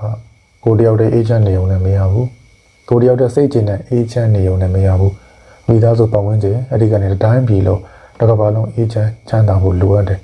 အဲ့ဒါကြောင့်ရောက်ရဲစိတ်ရှိခြင်းကအလုံးစုံမမှန်ဘူးဖြစ်တယ်ကိုယ့်ရဲ့ဘဝကိုလက်ရှိအခြေအနေထက်တိုးတက်အောင်လုပ်ရမယ်ကိုယ့်ရဲ့စီးပွားရေးငွေကြေးကိုလက်ရှိအခြေအနေထက်တိုးပွားအောင်ကြံဆောင်ရမယ်တခုတော့တတိထားရမယ်ကိုယ့်တခုတည်းတိုးတက်အောင်လုပ်ရမယ်ဆိုတဲ့စိတ်မဝင်ဖို့ပဲဖြစ်တယ်ကိုမှရှိတဲ့စီးပွားဥစ္စာနဲ့ကောင်းမှုလုပ်မယ်ဘဝဝင်ခြင်းကိုကူညီမယ်ကိုတိုးတက်ကိုတိုးပွားသလိုဘဝဝင်ခြင်းကိုလည်းတိုးတက်အောင်တိုးပွားအောင်လက်တွဲခေါ်ယူမယ်ဒါဆိုရင်ကိုကထက်မြက်တဲ့သူထက်မြက်တဲ့မိန်းမတစ်ယောက်ဖြစ်ပြီဒါကြောင့်ထက်မြက်တဲ့မိန်းမတစ်ယောက်ဖြစ်ခြင်းရင်ရောင်ရင်းစိတ်မရှိပါနဲ့လို့တော့လည်းမဆိုလိုပါဘူးရောင်ရင်းစိတ်ကိုလိုရတဲ့မပူစီနဲ့လို့အကြံပေးခြင်းပါတယ်ဖြတ်ခနဲပေါ်တာနဲ့စက္ကနဲထားလို့ဒီစကားကဆရာကြီးမင်းသင်္ခါရဲ့သူတော်စင်မလေးပုံနယ်ရိကဝတ္ထုထဲကမရရှိနေတဲ့စကားတစ်ခုဖြစ်တယ်မိမပဲဖြစ်ဖြစ်ယောက်ျားပဲဖြစ်ဖြစ်အလုပ်တစ်ခုကိုလုပ်တဲ့အခါမှာတွေ့ဝေစိတ်ကတော့အနေနဲ့များရှိတတ်ကြတယ်အထူးသဖြင့်မိမသားတွေမှာပိုရှိတတ်တယ်ဒါဟာတန်တရားစိတ်ကြောင့်ဖြစ်တယ်တခြားသူအပေါ်မှာတန်တရားမရှိရင်တော့မှကိုအပေါ်တန်တရားဝင်တတ်တယ်ငါဖြစ်ပါမလားလုံနိုင်ပါမလားဒီလိုစိတ်ကြောင့်လုံရမယ့်အလုပ်တွေ့ဝေသွားတတ်တယ်ထက်မြက်တဲ့မိမတယောက်ကကိုယ့်အတွက်အမှန်တကယ်အကျိုးရှိမဲ့အပြစ်ကင်းတဲ့အကြံဉာဏ်တစ်ခုကိုရတဲ့အခါမှာချက်ချင်းလက်ငယ်လှုပ်တတ်ကြတယ်တွေ့ဝေတတ်တဲ့မိမတယောက်ကတော့ဒါနဲ့ဆန့်ကျင်ဘက်ဖြစ်တယ်ကိုယ့်အတွက်အမှန်တကယ်အကျိုးရှိမဲ့အပြစ်ကင်းတဲ့အကြံဉာဏ်တစ်ခုကိုရတဲ့အခါမှာဒီအကြံကိုဘယ်သူနဲ့တိုင်ပင်မယ်သူကကောင်းတယ်လှုပ်ဆိုမှလှုပ်တတ်ကြတယ်ဒီလိုကောင်းတဲ့အကြံတွေရှိပါရဲ့နဲ့တိုင်ပင်မိတဲ့အတွက်ကြောင့်ကိုယ့်ရဲ့အကြံကိုအသုံးချပြီးတော့ရှေ့ရောက်သွားတဲ့သူတွေကိုလည်းကြုံမှုကြမှာပါအကြံတူရင်နောက်လူသားသမီးဖြစ်တယ်ဒီနေရာမှာဆရာကြီးပီမိုးနဲ့ရဲ့စကားတစ်ခုကိုအမှတ်ရမိတယ်ကြီးပွားခြင်းချက်ချင်းထားလို့ဒီစကားကိုထပ်ပြီးကိုယ်ငါရင်တော့ထပ်မြက်တဲ့မိန်းမတယောက်ဖြစ်ခြင်းရင်ကိုယ့်အတွက်အမှန်တကယ်အကျိုးရှိမဲ့အဖြစ်ကင်းတဲ့အကြံတစ်ခုကိုရတဲ့အခါမှာချက်ချင်းထားပြီးတော့လုပ်ရမယ်ဖြတ်ခနဲ့ပေါ်စက်ခနဲ့ထားလို့ရမယ်အလေးမလိုပါနဲ့ရှေ့မှာအောင်မြင်ခြင်းချက်ချင်းလုပ်လို့ပြောခဲ့ပြီးတော့အခုကျတော့အလေးမလိုနဲ့လို့ပြောပြန်တော့ရှေ့နောက်စကားမငြင်းဘူးလို့အထင်မရောက်စေခြင်းဘူးလူသားတွေမှာနေချင်းညာချင်းအောင်မြင်ခြင်းနဲ့စိတ်ခံနေရှိတတ်ကြတယ်ဒီစိတ်ကများသောအားဖြင့်အမျိုးသမီးတွေမှာပိုရှိတတ်တယ်တချို့အကြံစီအလုပ်တွေကကိုယ်တော်အမှန်တကယ်အကျိုးရှိမယ်ဆိုရင်ချက်ချင်းလုပ်ဖို့လိုအပ်ပေမဲ့တချို့အရာတွေကတော့ချက်လက်ချက်စဉ်းစားကြံစားဖို့လိုတယ်အလျင်လိုစိတ်နဲ့ကတက်ကရိုက်ပြီးလုံးမရင်အဲ့ဒီအလုပ်အဲ့ဒီအကြံစီကနှောင့်နှေးကြံကြတတ်တယ်အလုပ်တစ်ခုဆုံးဖြတ်ချက်တစ်ခုကိုမချခင်မှာဒီအလုပ်ကကိုယ်တော်အကျိုးရှိလားအဲ့ရင်စဉ်းစားရမယ်ကိုယ်တော်အကျိုးရှိပေမဲ့လည်းအများအတွက်ကိုယ်နဲ့ဆက်ဆက်နေတဲ့ပတ်ဝန်းကျင်ကိုယ်နဲ့ဆက်ဆက်နေတဲ့ပတ်ဝန်းကျင်ကိုရောအကျိုးရှိလားထပ်စဉ်းစားရမယ်ကိုယ်အတွက်အကျိုးရှိပေမဲ့လည်းပတ်ဝန်းကျင်ကိုထိခိုက်မဲ့အလုပ်မျိုးဆိုရင်တော့ရှောင်ရှားဖို့လိုတယ်ငါ့အတွက်အကျိုးရှင်ပြီးရောဆိုတဲ့စိတ်ဓာတ်ကထက်မြက်တဲ့မိန်းမတစ်ယောက်ရဲ့စိတ်ဓာတ်မဟုတ်ဘူးဒါကအတ္တဆန်လုံးတဲ့စိတ်ဓာတ်ဖြစ်တယ်ပင်ကိုအရေးတွေကထက်မြက်ပေမဲ့လည်းအတ္တစိတ်လွန်ခဲ့တဲ့သူတို့ရဲ့အောင်မြင်မှုကရေရှည်မခိုင်မြဲဘူးဒီအတွက်ကြောင့်အလုပ်တစ်ခုကိုလုပ်တဲ့အခါမှာဆုံးဖြတ်ချက်တစ်ခုကိုချတဲ့အခါမှာ ကိုယ့်အတွက်ရောသူတစ်ပါးအတွက်ပါအကျိုးဖြစ်တော်နိုင်လားချိန်ချိန်ကြာစားပြီးမှပဲလုံနေတယ်စစ်မှန်ထက်မြက်တဲ့မိန်းမတစ်ယောက်ဖြစ်မှုဆိုရင်အရာရာမှာအလျင်လုံစိတ်ကိုထင်ချုပ်ပြီးတော့ပညာတတိကြီးရသူဖြစ်အောင်နေထိုင်ဖို့လိုအပ်တယ်အရှုံးကနေတင်ယူပါကမ္ဘာကျော်စာရေးဆရာမ J.K. Rowling ကပြောမှုတယ်ကြာရှုံးခြင်းတွေဆိုတာမင်းကိုယ်တိုင်ရှာဖွေတွေ့ရှိအောင်ကူညီပေးပါတယ်တဲ့ Failure help you discover yourself အောင်မြင်လို့စိတ်ရှိတဲ့မိန်းမတစ်ယောက်က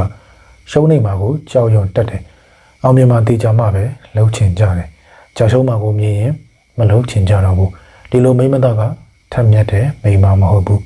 တကယ်တော့ကြာရှုံးခြင်းဆိုတာကမဖြစ်နိုင်တဲ့အရာတွေကိုသိရှိအောင်လုပ်ပေးနိုင်တဲ့စွမ်းအားတစ်ခုကြာရှုံးမှုမရှိတဲ့အောင်မြင်မှုကကောင်းတယ်ဆိုပေမဲ့လည်းဘဝမှာအရာရာတိုင်းကတော့ဒီလိုမျိုးကြာရှုံးမှုမရှိဘဲနဲ့အမြဲတစေအောင်မြင်နေမှာမဟုတ်ဘူးဒါကြောင့်ဘဝမှာတချို့ကြာရှုံးမှုတွေကဘယ်လို့မှရှောင်လွှဲလို့မရဘူးကြာရှုံးမှုမရှိဘဲနဲ့အသက်ရှင်ရပ်တည်ဖို့ဆိုတာမဖြစ်နိုင်ဘူးအလုပ်တစ်ခုကိုလုပ်တဲ့အခါမှာကြာရှုံးတဲ့အခါတုံးလို့ကြောက်ရွံ့တဲ့စိတ်တန်တရားစိတ်ဝင်သွားရင်နောက်ထပ်ဘယ်အလုပ်ကိုမှလှုပ်ဆောင်နိုင်တော့မှာမဟုတ်ဘူးထက်မြက်တဲ့မိန်းမတွေမှာတော့ဒီစိတ်မရှိဘူးတန်တရားစိတ်တဲ့ဒီကြာရှုံးသွားမှုကဘာကြောင့်ကြာရှုံးရတာလဲနောက်ထပ်မကြာရှုံးအောင်လို့ဘယ်လိုလှုပ်ဆောင်တဲ့လဲစသဖြင့်စီကံချက်သင်ခန်းစာတွေကိုရယူထုတ်ယူရင်ကြာရှုံးမှုတွေကနေရလာတဲ့သင်ခန်းစာတွေကကိုယ်မှရှိတဲ့အရေးချင်းတွေကိုပုံမထက်မြက်တောင်းပြောင်လာစေတယ်။နာကျင်စွာနဲ့ရလာတဲ့အသိပညာကဘဝမှာလွယ်လင်းတို့ကိုရရှိလာတဲ့အရာတွေထက်ပိုပြီးတော့တန်ဖိုးရှိတဲ့လက်ဆောင်ဖြစ်တယ်။ဘဝဆိုတာဘယ်လောက်ချားရှိအောင်နေမလဲကအရေးမကြီးဘူး။ဘယ်လောက်ကောင်းအောင်နေမလဲကပိုအရေးကြီးတယ်။ဘဝဆိုတာအောင်မြင်မှုတွေရဲ့အမည်စရင်တစ်ခုမဟုတ်ဘူး။ဒါကြောင့်တတ်မြတ်တဲ့မိန်းမတစ်ယောက်ဖြစ်ခြင်းအောင်မြင်မှုအတွက်ကြာရှုံးမှုကိုတွေးကြောင်နေစရာမလိုဘူး။ကြာရှုံးခြင်းဆိုတာအောင်မြင်မှုပန်းနိုင်စီတွားဖို့မိတ်ဆွေကောင်းဖြစ်တာကြောင့်ကြုံလာရတဲ့ကြာရှုံးမှုတွေကနေသင်ခန်းစာယူတတ်ဖို့လိုအပ်တယ်။အားနည်းချက်တွေကိုတွန်းအားမပေးပါနဲ့။နိုင်ငံကဘယ်တန်တငယ်ချင်းတယောက်ကိုညာတန်ဖြစ်အောင်လို့ဆရာမတွေကတွန်းအားပေးပြုပြင်ကြတာကြုံမှုတယ်။နောက်ဆုံးမှာဘာဖြစ်သွားလဲဆိုရင်အဲ့ဒီတငယ်ချင်းကကြောင်းတက်ရတာကိုမပြောတော့ဘဲနဲ့မူလတန်းပညာရေးမဆုံးခင်မှာပဲကြောင်းထွက်သွားခဲ့တယ်။ဒီလိုပါပဲလူမှုပတ်ဝန်းကျင်မှာသူတို့ရဲ့အားနည်းချက်တွေကိုလှုပ်ဆောင်ဖို့ခိုင်းစေခံရလို့စိတ်ပြည့်နေတဲ့သူတွေအများကြီးရှိတယ်။တခြားသူတွေကိုမဆိုထားနဲ့ကိုယ်တိုင်တောင်းမှကိုအားနည်းတဲ့အလုပ်ကိုလုပ်ရမှာစိတ်မပါတတ်ကြဘူး။ဒါပေမဲ့ဒီအားနည်းချက်ကိုအမြဲတွေးနေပြီးတော့ဒီအရာကိုတိုးတက်အောင်လုပ်ရမယ်ဆိုတဲ့စိတ်ကလည်းမိန်းမယောက်ျားလူတိုင်းမှာရှိတတ်ကြမြန်တယ်။အားနည်းချက်တွေကိုလည်းလှုပ်ဆောင်နိုင်အောင်လို့ကြိုးစားတတ်ကြတယ်။အားနည်းချက်တွေကိုပြုပြင်ပြီးတော့မကောင်းတဲ့အရာကိုတိုးတက်အောင်လုပ်ဖို့အချိန်ကြီးကြာကြီးကြိုးစားရမှာ။ကြိုးစားတဲ့သူအတွက်အရာကတော့ထင်ပါပဲဒါပေမဲ့တိုးတက်မှုနှုန်းမှာတော့အလုံးနှေးကွေးနေမှာဖြစ်တယ်ဘဝမှာကိုယ့်ရဲ့အားနည်းချက်ကိုအာရုံစိုက်မိတဲ့အခါမှာပြောညံ့သူဖြစ်သွားနိုင်ပေမဲ့လည်းအားသာချက်တွေကိုအာရုံစိုက်ခြင်းကတော့ကိုယ့်ကိုထက်မြက်ထူးချွန်စေနိုင်တယ်ဒါကြောင့်အားသာချက်တွေကိုအမြဲတမ်းအာရုံစိုက်သင့်တယ်ဒါပေမဲ့အားနည်းချက်တွေကိုလည်းမမေ့ထားသင့်ဘူးဆိုလိုချင်တာကထက်မြက်တဲ့မိန်းမတစ်ယောက်ဖြစ်ခြင်းရင်ကိုယ့်ရဲ့အားနည်းချက်တွေအပေါ်တွန်းအားပေးမကြိုးစားဘဲနဲ့ကိုယ်မှရှိတဲ့အားသာချက်စွမ်းရည်တွေကိုအစွမ်းကိုအသုံးချဖို့ပဲလိုအပ်တယ်။အိမ်မက်တွေကိုမစွန့်လွတ်ပါနဲ့။လူတိုင်းမှာဖြစ်ချင်တဲ့အိမ်မက်တစ်ခုဒီမက်ချက်တစ်ခုတော့ရှိတတ်ချစမယ်ပါ။အဲ့ဒီအိမ်မက်ရည်မှန်းချက်ကိုအကောင့်ထဲပေါ်ချတဲ့သူတိုင်းမှာအခက်အခဲဆိုတာကလည်းရှိချစမယ်ပါပဲ။မိမသားတွေရဲ့အိမ်မက်ရည်မှန်းချက်တွေကပုံမခက်ခဲလေးရှိတယ်။မိမသားမှုအိမ်မက်တွေအမှန်မဖြစ်လာလဲကိစ္စမရှိဘူးဆိုတဲ့သမတ်ချက်အဟောင်းတွေမှာအိမ်မက်တွေကတိမ်ခေါ်သွားကြရတယ်။မိမသားတယောက်ကအိမ်မက်တစ်ခုရေမှန်းချက်တစ်ခုကိုလှုပ်ဆောင်တဲ့အခါမှာအခက်အခဲနဲ့ရင်ဆိုင်ရတဲ့အချိန်မှာလက်မြောက်အရှုံးပေးစရာမလိုဘူးမိမပဲဖြစ်ဖြစ်ယောက်ျားပဲဖြစ်ဖြစ်အလုပ်တစ်ခုကိုစတင်တဲ့အချိန်မှာစိတ်ရထက်သန်မှုတော့ရှိတတ်ကြတယ်လှုပ်ဆောင်တဲ့အချိန်ကြာမှာအခက်အခဲနဲ့ရင်ဆိုင်ရတဲ့အခါမှာအရှုံးပေးသင့်ပြီထင်တယ်ဆိုတဲ့စိတ်ကဝင်လာတတ်ကြတယ်ဒီလိုမျိုးရင်ဆိုင်ရတဲ့အခါမှာကိုယ့်ရဲ့တာထွက်ခြင်းကိုပြန်စဉ်းစားဖို့လိုအပ်တယ်အစမှာတော့ကိုယ့်ရဲ့စိတ်မှာအောင်မြင်လိမ့်မယ်လို့တွေးထားလို့ပဲအောင်မြင်ရမယ်ဆိုတဲ့စိတ်အခံရှိပေမဲ့လည်းဘယ်လိုလုပ်ရမလဲဆိုတဲ့ဒီစနစ်ကိုမချမှတ်ခဲ့တာကြောင့်လမ်းတော်မှာလှည့်ပြန်လာကြရတာများတယ်။လေရဲ့ဥတီယာကိုမပြောင်းလဲနိုင်ပေမဲ့လည်းခရီးပန်းနိုင်ကိုရောက်ဖို့ရွှလင်းမှုတွေကိုတော့ချိန်ညှိနိုင်ပါတယ်။ဒါကြောင့်ပန်းနိုင်ဆိုတဲ့အောင်မြင်မှုကိုရဖို့ဤစနစ်တွေကိုအစဉ်ပြောင်းလဲကြံဆောင်နေဖို့လိုအပ်တယ်။အိမ်မက်တွေရီမန်းချက်တွေပြင်ပြောင်းဖို့အတွက်ပေးဆက်ရမယ့်အရင်းအနှီးတွေကများတယ်ဆိုတာကိုကြိုတင်နားလည်ထားဖို့လိုတယ်။ဒါတွေအတွက်အစဉ်သင့်မဖြစ်သေးဘူးဆိုရင်လည်းအောင်မြင်ဖို့ခက်ခဲနေအောင်ပါပဲ အိမ်မက်တွေရီမန်းချက်တွေကိုအကောင့်တွေပေါ်နေပေမဲ့လည်းမအောင်မြင်နိုင်တော့ပါဘူးဆိုပြီးတော့လမ်းတော်မှာလက်လျှော့လိုက်တဲ့အခါမှာထပ်မြက်တဲ့အောင်မြင်တဲ့ကိုမြင်တွေ့ခွင့်ရမှာမဟုတ်ဘူးကိုပြစ်လွတ်လိုက်တဲ့ကြည်တောင်းကလကဘာကိုမရောက်နိုင်ရင်တော့မှကျေတာရတဲ့စီကိုရောက်နိုင်ပါသေးတယ်ဒါကြောင့်အောင်မြင်ခြင်းမအောင်မြင်ခြင်းမှာအလုံးစုံကြဆုံးမှုတွေနဲ့ပဲကြုံရလိမ့်မယ်ဆိုတဲ့စိတ်မဝင်သင့်ဘူးတကယ်တော့အတားအဆီးတွေအခက်အခဲတွေကကိုယ်အမှန်တကယ်မတားနိုင်ဘူးပြဿနာတွေအကြက်အတီးတွေကကိုယ်မတားနိုင်ဘူးတခြားဘယ်သူကမှလည်းကိုတားလို့မရဘူးကိုကတော့ကိုတားဆီးနေကြတာအမေရိကန်စာရေးဆရာနိုင်တင်ဂေးကပြောတယ်ဘိုင်းနိုင်ရှိတဲ့သူတွေကသူတို့ဘယ်သွားမယ်ဆိုတာသိတဲ့အတွက်အောင်မြင်ကြတယ်တဲ့ People with goals succeed because they know where they are going ဒါကြောင့်ထပ်မြက်တဲ့မိန်းမတယောက်ဖြစ်ချင်ရင်အိမ်မက်တို့ကဘယ်တော့မှမစွန့်လွတ်လိုက်ပါနဲ့စိတ်ရထက်သန်မှုကိုဤစနစ်မှန်ရင်းနဲ့ပေါင်းစပ်ပြီးတော့လမ်းဆုံးအောင်လို့ရှောက်ချဖို့တိုက်တွန်းခြင်းပါတယ်တော်ပဲအုပ်ပုံမြင်လေးတစ်ပုတ်ကြားဘူးတယ်တခါလူငယ်လေးတို့ဟာတမျိုးတရားစိတ်ကနေဇာတိမီကိုအပြန်ခရီးလမ်းခုလက်တနေဟာရောက်ရေကန်ကြီးတေကန်ထဲမှာရေကူးနေတဲ့ဘဲတုပ်ကိုမြင်လိုက်ရတယ်စူစူဖြိုးဖြိုးနဲ့ဒီဘဲအုပ်ကိုမြင်တော့လူငယ်လေးကလိုချင်တက်မှတ်စိတ်ဝင်လာခဲ့တယ်ဒါပေမဲ့ဒီဘဲအုပ်မှာတောဘဲတွေဖြစ်နေတာတော့သူမသိလိုက်ဘူးဒီဘဲတအုပ်လုံးကိုဝယ်ယူပြီးတော့ဇာတိမီပြန်ရောက်တဲ့အခါမှာပြန်ရောက်မယ်ဆိုစိတ်ကူးနဲ့တွက်ချက်နေမိတယ်နောက်တော့ဘေးနောက်ကိုရှာဖွေကြည့်လိုက်တဲ့အခါမှာကံမောင်ရုံးမှာထိုင်နေတဲ့လူတစ်ယောက်ကိုမြင်တယ်ဒီလူကဘဲအုပ်ပိုင်ရှင်ဖြစ်မယ်အထင်နဲ့ဘဲတွေကိုရောင်းပေးဖို့ပြောတယ်ထိုင်နေတဲ့သူကလည်းတနဆာညံနဲ့တောဘဲအုပ်ကိုလက်ညှိုးထိုးရောင်းလို့အမျက်ထုတ်သွားတယ်တောဘဲအုပ်ကိုဝင်ပြီးဝယ်လိုက်မိတဲ့လူငယ်လေးကဘဲအုပ်ကိုချက်ချင်းမမောင်းသေးပဲနဲ့ကံမောင်ပေါ်ထိုင်ပြီးတော့ဘဲကြောင်နေလိုက်သေးတယ်ဘဲတွေအဆဆားနေတာထိုင်ကြည့်နေတဲ့သဘောပေါ့အဲ့လိုဘဲကြောင်နေရင်အစည်းတန်တန်နဲ့ရလိုက်တဲ့ဒီဘဲတွေကို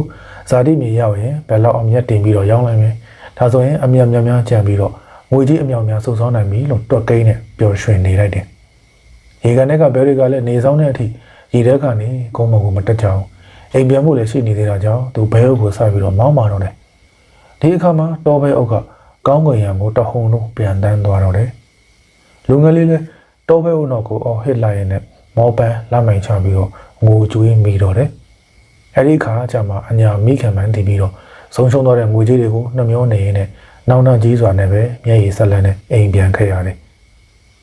ဒီတောဘဲအုပ်ပုံမြင်တဲ့ကလူငယ်လေးမှာငွေကြီးဆုံးရှုံးရုံမကတနေ့တာလုံးတောဘဲတွေကိုထိုင်ကြောင်းနေရလို့အချိန်လဲဆုံးရှုံးသွားတယ်ဒီလူငယ်လေးဟာအသိဉာဏ်ပညာချို့တဲ့မှုကြောင့်သူတစ်ပါးရဲ့လေဉာဏ်ချင်းကိုခံခဲ့ရတယ်မိန်းမယောက်ျားအပါအဝင်လောကလူသားတွေကလူမှုဘဝနယ်ပင်မှာအရေးပါတဲ့ကိစ္စရပ်တွေအစားအရေးမပါတဲ့ကိစ္စရပ်တွေပေါ်တောဘဲတအုပ်ကြောင်းတလုံးမျိုးအချိန်ကုန်ခံနေကြတယ်ပထမအရွယ်ပညာရှာဒုတိယအရွယ်စီးပွားရှာတတိယအရွယ်တရားရှာဆိုတဲ့ဆိုရိုးစကားလည်းရှိတယ်ဒါပေမဲ့ပညာရှာရမယ့်အချိန်မှာပညာကိုတတ်မှုမထားပဲနဲ့စီးပွားရေးတွေကြောကြားမှုတွေစတာတွေနောက်ကိုလိုက်ပါနေရင်တောဘဲအုပ်အဝယ်မားတဲ့သူလိုမျိုးဆုံးရှုံးမှုတွေနဲ့ရင်ဆိုင်နေကြရတယ်အမားအမှန်ကိုဝေဖန်ပိုင်းခြားနိုင်ခြင်းကပညာဖြစ်တယ်တဲ့အသိပညာအားနည်းတဲ့လူငယ်တွေကအလုပ်တစ်ခုကိုပြုလုပ်တဲ့အခါမှာတင့်တယ်မတင့်တယ်ကိုဝေဖန်ပိုင်းခြားနိုင်စွာအားနည်းတတ်ကြတယ်သူတို့ဘာအပေါ်အယုံလွတ်တက်ပြီးတော့သူများပတ်စံဖျားမှာပဲလမ်းဆုံးနေတတ်ကြတယ်မိမပဲဖြစ်ဖြစ်ယောက်ျားပဲဖြစ်ဖြစ်အများစုကမိမိကိုယ်ကိုပညာပြည့်ဝနှလုံးလှပြီးတော့စိတ်သက်ကောင်းမအောင်ကြိုးစားရမယ်အစားစိတ်နှကက်ရောင်နဲ့ပါးပြောင်နိုင်တဲ့ကြော်ကြားမှုတွေစိုင်ကောလို့ခြုံပေါ်ရောက်တဲ့အောင်မြင်မှုတွေကိုတောဘဲအုပ်ကိုအိမ်ဘဲအမှတ်နဲ့ထိန်းချောင်းနေတတ်ကြတယ်ဒီလိုမျိုးတောဘဲပမာမရေရတဲ့ကြော်ကြားမှုအောင်မြင်မှုတွေကိုအချိန်ကုန်ခံတတ်မှတ်နေမှအစားမိမိကိုယ်ကိုလျော့ရင်နှလုံးရည်ပညာရည်တွေနဲ့ပြည့်စုံလို့အစဉ်ဖြည့်ဆည်းနေဖို့လိုအပ်တယ်ဒီလိုမှမဟုတ်ဘူးဆိုရင်လူဘဝတစ်ချောင်းလုံးမှာသူတစ်ပါးလက်ညှိုးထိုးရောင်းပြီးတော့အမျက်ထုတ်သွားတဲ့တောဘဲတအုပ်ကိုကြောင်းရင်းနဲ့အချိန်ကုန်ဝေကုန်ကဆုံးရှုံးမှုပေါင်းများစွာကိုရုံဝဲပိုက်ပြီးတော့နောင်တရနေကြရလိမ့်မယ်ဒါကြောင့်ထက်မြက်တဲ့မိန်းမတစ်ယောက်ဖြစ်ဖို့ဆိုရင်လူမှုဘဝနယ်ပယ်မှာအရေးမပါအရာမရောက်တဲ့တောဘဲအုပ်လိုအရာတွေနဲ့ဆက်ပြီးတော့အချိန်ကုန်ခံမနေပါနဲ့တော့စီးနဲ့ကန်းနဲ့နေထိုင်ပါအိမ်မှာအိမ်စီကန်းရှိသလိုမျိုးကျောင်းမှာလည်းကျောင်းစီကန်းလမ်းမှာလည်းလမ်းစီကန်းရှိတယ်ဒုကြုံထမ်းမြတ်သူတိုင်းမှာလည်းသူတို့ရဲ့ကိုယ်ပိုင်စီကန်းသတ်မှတ်ချက်တွေရှိကြစမြဲဖြစ်တယ်စီမံကံမနေထိုင်တဲ့သူတွေကဘယ်တော့မှတိုးတက်ထူးချွန်မှာမဟုတ်ဘူးကိုယ့်ရဲ့နေစဉ်ဘဝမှာစီကန်းနဲ့နေထိုင်ခြင်းကစိတ်ချမ်းသာကိုယ်ချမ်းသာခြင်းရဲ့ပင်မကြော်ရုပ်ဖြစ်တယ်စားတဲ့နောက်ကိုစားမယ်မစားတဲ့နာတွေကိုရှောင်ရှားမယ် ဒါစီကံဖြစ်တယ်စားတဲ့နာတွေကိုဂျေးများမယ်မစားတဲ့နာတွေကိုစွတ်စားမယ်ဒီတော့ကျမကြီးထိခိုက်ပြီနောက်ဆက်တွဲအနေနဲ့စိတ်မချမ်းသာတော့ဘူးဒါကစီကံမရှိခြင်းစီမံကံမနေထိုင်ခြင်းရဲ့အကျိုးအဖြစ်တွေဖြစ်တယ်စီကံဆိုတော့မဖြစ်တဲ့နာတွေမဖြစ်စေဖို့ကာယံပေးထားတဲ့အတားအဆီးဖြစ်တယ်အတားအဆီးဆိုတဲ့စီကံကိုသတ်မှတ်ထားတာကဒုက္ခတွေအကျက်တီးတွေကိုနိုင်သမျှနိုင်အောင်လို့လှုပ်ထားတယ်လို့မျိုးဒီနေ့ပြောရရင်ထပ်မြအောင်မြင်စေဖို့ချမှတ်ထားတဲ့စီမံပါပဲစီကံရှိတဲ့သူကကိုယ်နဲ့အများအကျိုးရှိတာကိုပဲလောကံပြောဆိုပြုမှုတယ်စီကံကောင်းလာရင်စေစနာမေတ္တာတွေပါအလိုလိုပါလာပြီးသားပဲစိနကံနဲ့နေထိုင်တတ်ရင်ကိုကိုလေးစားရအောင်လေကိုကစိနကံနဲ့နေထိုင်တတ်မှသူတစ်ပါးရဲ့လေးစားမှုကိုလည်းရရှိမယ်စိမကံနဲ့နေထိုင်တဲ့သူကိုဘယ်သူကမှမလေးစားဘူးဒါကြောင့်အများသူကအလဲမှာထပ်မြတ်သူတရားဖြစ်ခြင်းရင်စိနကံနဲ့နေထိုင်တတ်ဖို့လိုအပ်တယ်တင်ယူလိုစိတ်ရှိပါ21ရာစုမှာစာမတက်တဲ့သူဆိုတော့ကစာမရေးတက်မဖတ်တတ်တာကိုဆိုလိုတာမဟုတ်ဘူးကိုတိထားတာတွေကိုပဲအသေးစုပ်ခံထားပြီးတော့အသစ်တွေကိုတတ်မှန်မသိယူတော့တဲ့သူမျိုးကိုဆိုလိုတာဖြစ်ပါတယ်မြန်မာခေတ်ကအရာရာမှာအချိန်တိုင်းတိုးတက်မှုတွေနဲ့အဆက်မပြတ်ပြောင်းလဲနေတဲ့နည်းပညာခေတ်ဖြစ်နေပြီဘယ်အရာကိုမဆိုနေလန်ဓာတ်ထစ်လက်ကင်ထားလို့တော့မရတော့ဘူးဒါကြောင့်ထက်မြက်ချင်းရင်စဉ်ဆက်မပြတ်သင်ယူလေ့လာနေဖို့လိုအပ်တယ်ထက်မြက်တဲ့မိမတစ်ယောက်ဖြစ်ခြင်းရင်သင်ယူလိုစိတ်နဲ့ရှင်သန်နေတဲ့သူဖြစ်ဖို့လိုအပ်တယ်အသက်တရကြီးလာရင်အတိတစ်ချက်ကြီးလာအောင်လုပ်ရမယ်အစိုးကနေအကောင်းဖြစ်အောင်သင်ယူရမယ်အရှုံးကနေအမျက်ဖြစ်အောင်သင်ယူရမယ်ကြာရှုံးခြင်းကနေအောင်မြင်ခြင်းဖြစ်အောင်လို့သင်ယူရမယ်ကြားရတဲ့အတန်မြင်ရတဲ့မြင်ကွင်းကိုတော့မှကိုယ့်အတွက်အကျိုးဖြစ်တော့အောင်သင်ယူရမယ်မခက်ပါဘူး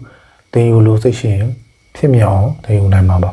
ဘဝမှာသင်ယူလိုစိတ်ကမရှိမဖြစ်အရေးကြီးတဲ့အတွက်ကြောင့်ကဘာကျော်တိပတ်ဘုံတော်ကြီးတလိုင်းလာမှကပြောတယ်မနှက်ပြတ်မှသိရမယ်ဆိုရင်တော့မှသင်ယူခြင်းကိုရှာဖွေနေပါတဲ့ဒါကြောင့်ဘဝမှာထက်မြက်အောင်မြင်ခြင်းစဉ်ဆက်မပြတ်သင်ယူနေရမယ်ထက်မြက်တဲ့မိမတစ်ယောက်ဖြစ်ခြင်းသင်ယူလိုစိတ်ရှိနေရမယ်ငွေကိုခိုင်းပါမိမသားတွေရဲ့စိတ်ရင်းအခန့်ကိုကစီးရရင်ဆဲရကတဲ့စိတ်တရှိကြတယ်ချိုးချံကြွတာလို့စိတ်စူဆောင်းလို့စိတ်ရှိကြပါတယ်ဒါပေမဲ့မိမတွေကငွေကြီးကိုသုံးဖို့ထက်စုဖို့စောင်းဖို့ပဲအားတန်နေကြတယ်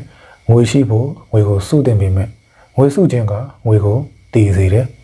ငွေကိုစုထားကင်ထားရင်အဲဒီငွေကအရေးအတွက်အားဖြင့်ရော့မသွားပေမဲ့လည်းအရေးချင်းအားဖြင့်တော့ရောသွားမယ်ငွေကြေးဖောင်းပွားမှုတွေကြောင့်ကင်ထားစုထားတဲ့ငွေတွေကတန်ဖိုးကျွမ်းသွားမှာပါဒါကြောင့်ငွေကိုတည်အောင်လို့စုထားတာကအန်ရများတဲ့နည်းလမ်းဖြစ်တယ်ထက်မြက်တဲ့မိန်းမတစ်ယောက်ကတော့ငွေကိုအလုံးစုံစုမနေဘူးကျမ်းမာရေးလူမှုရေးနဲ့အခြားအရေးပေါ်အခြေအနေတွေအတွက်သုံးတော့ရုံပဲငွေကိုစုစားကင်ထားကြတယ်ကျန်တဲ့ငွေတွေကိုရှင်သန်ပွားနေအောင်လို့ပြုလုပ်ထားကြတယ်ပြောရရင်ငွေတွေအဖြစ်ထပ်မှန်မစုပဲနဲ့တိုးပွားရှင်သန်လာအောင်လို့ရင်းနေကြတယ်ငွေကိုဘယင်လုံးမတတ်မှတ်ပဲနဲ့ကိုကဧကရီငွေကအစေကြုံအဖြစ်သတ်မှတ်ခိုင်းစေကြတယ်ဒီနေရာမှာငွေကိုဘယ်နေရာမှာရင်းနှီးရမလဲကအရေးကြီးတယ်အရင်ဦးဆုံးရင်းနှီးရမယ့်နေရာကကိုပဲဖြစ်တယ်ဆိုလိုချင်တာကကိုရန်ဘဝအတွက်လိုအပ်မဲ့လေ့လာသင်ယူမှုတွေအတွက်ငွေကိုအသုံးချပါပြီးရင်အဲ့ဒီသင်ယူမှုတွေကိုမသေးပါစေနဲ့ရှင်းသန်အောင်လို့ပြန်လဲအသုံးချပါမျှဝေပါကိုအပေါ်ရင်းနှီးပြီးတဲ့နောက်မှာတော့ကိုယ့်ရဲ့အရေးအချင်းနဲ့ကိုက်ညီမဲ့ကိုယ်ပိုင်လုပ်ငန်းတစ်ခုကိုထူထောင်ပြီးတော့အဲ့ဒီလုပ်ငန်းမှာဆက်လက်ရင်းနှီးပါငွေကိုစဉ်ဆက်မပြတ်လဲပတ်အောင်လို့ခိုင်းစေပါဒါကြောင့်ထက်ထက်မြက်မြက်နဲ့အောင်မြင်ခြင်းနဲ့ဆိုရင်ငွေကိုမကိုးကွယ်ပါနဲ့ငွေကိုတိုးပွားအောင်လို့ခိုင်းစေပါအကြောင်းပြချက်မရှာပါနဲ့မိမသားအများစုကအလုပ်တစ်ခုကိုလုပ်တဲ့အခါမှာအဆင်မပြေပါဘူးကြိုးစားတဲ့လောက်လည်းဖြစ်မလာပါဘူးဒီလုပ်ကတော့ဘာဖြစ်တယ်ဟိုလုပ်ကတော့ဘာဖြစ်တယ်စသဖြင့်အကြောင်းပြချက်မျိုးမျိုးနဲ့ညည်းညူပြတတ်ကြတယ်ဒါပေမဲ့အဲ့ဒီအရာတွေကိုဖြစ်မြောက်အောင်လို့ပြုပြင်ပြောင်းလဲဖို့ကိုတော့မကြိုးစားတတ်ကြဘူးတကယ်တော့အကြောင်းပြခြင်းညည်းညူခြင်းကကိုယ့်ရဲ့လက်ရှိအခြေအနေကိုယ့်ရဲ့လက်ရှိအချက်အတီးကိုပို့ပြီးတော့ထင်ရှားသွားစေတယ်သူတစ်ပါးကိုပါကိုယ့်ရဲ့အချက်အတီးတွေစွဲသွင်းနေတယ်လို့ပဲကိုယ့်ရဲ့အချက်အတီးတွေသူတစ်ပါးကိုခိုးရရှာတယ်လို့ဖြစ်တယ်ပုံမြင်လင်းတစ်ပုတ်ဖတ်မှုတယ်တခါတော့ကစင်ထိန်တယောက်စင်ပေါက်လေးကိုကျွန်တော်မှကြိုးချပြီးတော့ငုတ်တိုင်လေးတစ်ခုမှခြေနှောင်ထားတယ်တာမန်ကြိုးလေးနဲ့တာမန်ငုတ်တိုင်လေးပါပဲစင်ပေါက်လေးကအစမှာတော့ခြေနှောင်မှုကလွတ်အောင်လို့ယုံကြည်ပါသေးတယ်ဒါပေမဲ့ယုံတဲ့အခါမှာခြိထားတဲ့ကြိုးကြောင့်နာကျင်လာတဲ့အခါယုံမှုထက်မကြိုးစားကြည့်တော့ဘူးပထမအချိန်ပြီးသွားရင်ဒုတိယအချိန် ဒုတိယအကြိမ်နဲ့မရရင်တတိယအကြိမ်စသဖြင့်ကြိုးစားခဲ့ရင်လွတ်မြောက်နိုင်ပေမဲ့လည်းနာကျင်မှာဆိုတော့ကြောင့်စင်ပေါင်လေးဘဝကနေစင်ပြောင်ကြီးဖြစ်လာတဲ့အထိမယုံတော့ဘူးတဲ့အဲ့ဒီစင်ကဘာလို့မယုံတော့တာလဲလို့မေးကြည့်လိုက်ရင်နာကျင်မှုကြောင့်မယုံတော့တာလို့ပြန်ဖြေမှာသိကြတယ်ဘဝမှာအခက်အခဲအချက်တီးတွေနဲ့ရင်ဆိုင်ရတဲ့အခါမှာပြသကြတဲ့အကြောင်းပြချက်တွေကတကယ်လို့ချင်တဲ့စိတ်ပြင်းပြတဲ့စိတ်တွေနဲ့သာဖြတ်ကျော်မယ်ဆိုရင်အသေးအဖွဲလေးတွေမှာပဲအသေးအဖွဲလေးတွေကိုကြီးကြီးမားမားအခက်အခဲလို့မြင်ပြီးတော့မလုံနိုင်ဘူးမဖြေရှင်းနိုင်ဘူးနဲ့အောင်မြင်အောင်မလုံဆောင်ဖြစ်ကြတာပဲဘယ်သူပဲဖြစ်ဖြစ်အလုပ်တစ်ခုကိုလုပ်တဲ့အခါမှာငါလုံနိုင်ပါမလားဆိုတဲ့စိတ်တော့ဝင်တတ်ကြတယ်ထပ်မြက်တဲ့သူထပ်မြက်တဲ့မိန်းမတယောက်ကတော့အဲ့ဒီစိတ်ရဲ့နောက်မှာအကြောင်းပြချက်ကိုရှာမနေဘူးစိန်ခေါ်မှုအချက်အတီးတိုင်းကိုလက်ခံပြီးတော့ဒီအချက်အတီးကနေလှုပ်အောင်နီလန်းတွေကိုတောင်းဆိုအောင်လို့စဉ်းစားတတ်ကြတယ်ကြာရှုံးခဲ့တဲ့အတိတ်ကိုတွေးပြီးတော့မကြောက်ရွံ့တတ်ကြသလိုမကြာရှုံးသေးတဲ့အနာဂတ်ကိုလည်းတွေးပူမနေတတ်ကြဘူးလက်ရှိပြစ္ဆုတ်ပံမှာပဲအကောင်းဆုံးကြိုးစားလို့ရှိကြတယ်ပြစ္ဆုတ်ပံမှာပဲလက်ရောညီထွေနေထိုင်တတ်ခြင်းကအချက်အတီးတွေကိုပြောင်းလဲစေနိုင်တယ်ခေါင်းမအောင်လို့ဖြည့်ရှင်းနိုင်တယ်ဒါကြောင့်ထက်မြက်တဲ့မိန်းမတယောက်ဖြစ်ဖို့ဆိုရင်ကိုအကြောင်းပြချက်တွေထဲမှာပဲပိတ်ပင်မထားပါနဲ့အကြောင်းပြချက်မရှာပါနဲ့အခွင့်အလမ်းတွေကိုရှာဝေပါဒါဆိုရင်အခွင့်အလမ်းတွေကိုရှာတွေ့လာပါလိမ့်မယ်ကန်ဆိုးမှုတွေကိုမစိုးကင်ထားပါနဲ့ပုံမီလေးတစ်ပုတ်ဖတ်ဘူးလေတခါကသူစင်ရဲ့လေသမားကြီးမှာကျော်မောလာပါတဲ့မိန်းမပြိုသမီးပြိုလေးရှိတယ်သူကကျော်မောလာပါတလို့မျိုးညံပညာလဲထက်မြက်တယ်သူတို့ရွာတဲ့ကငွေတိုးချေးစားတဲ့တထေးကြီးကတော့မှအဲ့ဒီမိန်းမပြိုလေးကိုမျက်စိကျနေခဲ့တယ်သမီးကိုလိုချင်တဲ့အတွက်ကြောင့်တထေးကြီးကလည်းဖခင်ဖြစ်တဲ့သူကိုအကောင့်ကြံတော့တယ်လေသမားကြီးငွေလိုတော့ငွေတွေအမြောက်များထုတ်ပေးတယ်တခါတလေမဟုတ်ဘဲနဲ့မကြာခဏထုတ်ပေးတဲ့အတွက်ကြောင့်လေသမားကြီးကအကျွေးနှုံတဲ့နှိမ့်ဝင်မှမသိနှိမ့်ဝင်လာတော့တယ်ရာသီဥတုဖြစ်လို့စဘာအထွတ်မကောင်းတဲ့နှစ်မှာတထေးကြီးကလေသမားကြီးစီကိုအကျွေးတောင်းတယ်လေသမားကြီးကလည်းပေးစရာမရှိတော့ဒုက္ခတွေ့တာပေါ့ဒီအချိန်မှာတထေးကြီးကသူ့ကိုပတ်ဝန်းကျင်ကနေစေတနာရှင်လို့မြင်မဲ့အကြံကိုထုတ်တော်တယ်သူ့ရဲ့အကြံကတော့အိတ်ထဲကိုကြောက်ခဲအဖြူတစ်လုံးအမဲတစ်လုံးထည့်ထားတယ်မင်းတစ်လုံးနှံ့ရမယ်ကြောက်ခဲအဖြူရရင်တော့မင်းရဲ့အကျွေးတွေကိုငါလျှော့ပေးမယ်ကြောက်ခဲအမဲရရင်တော့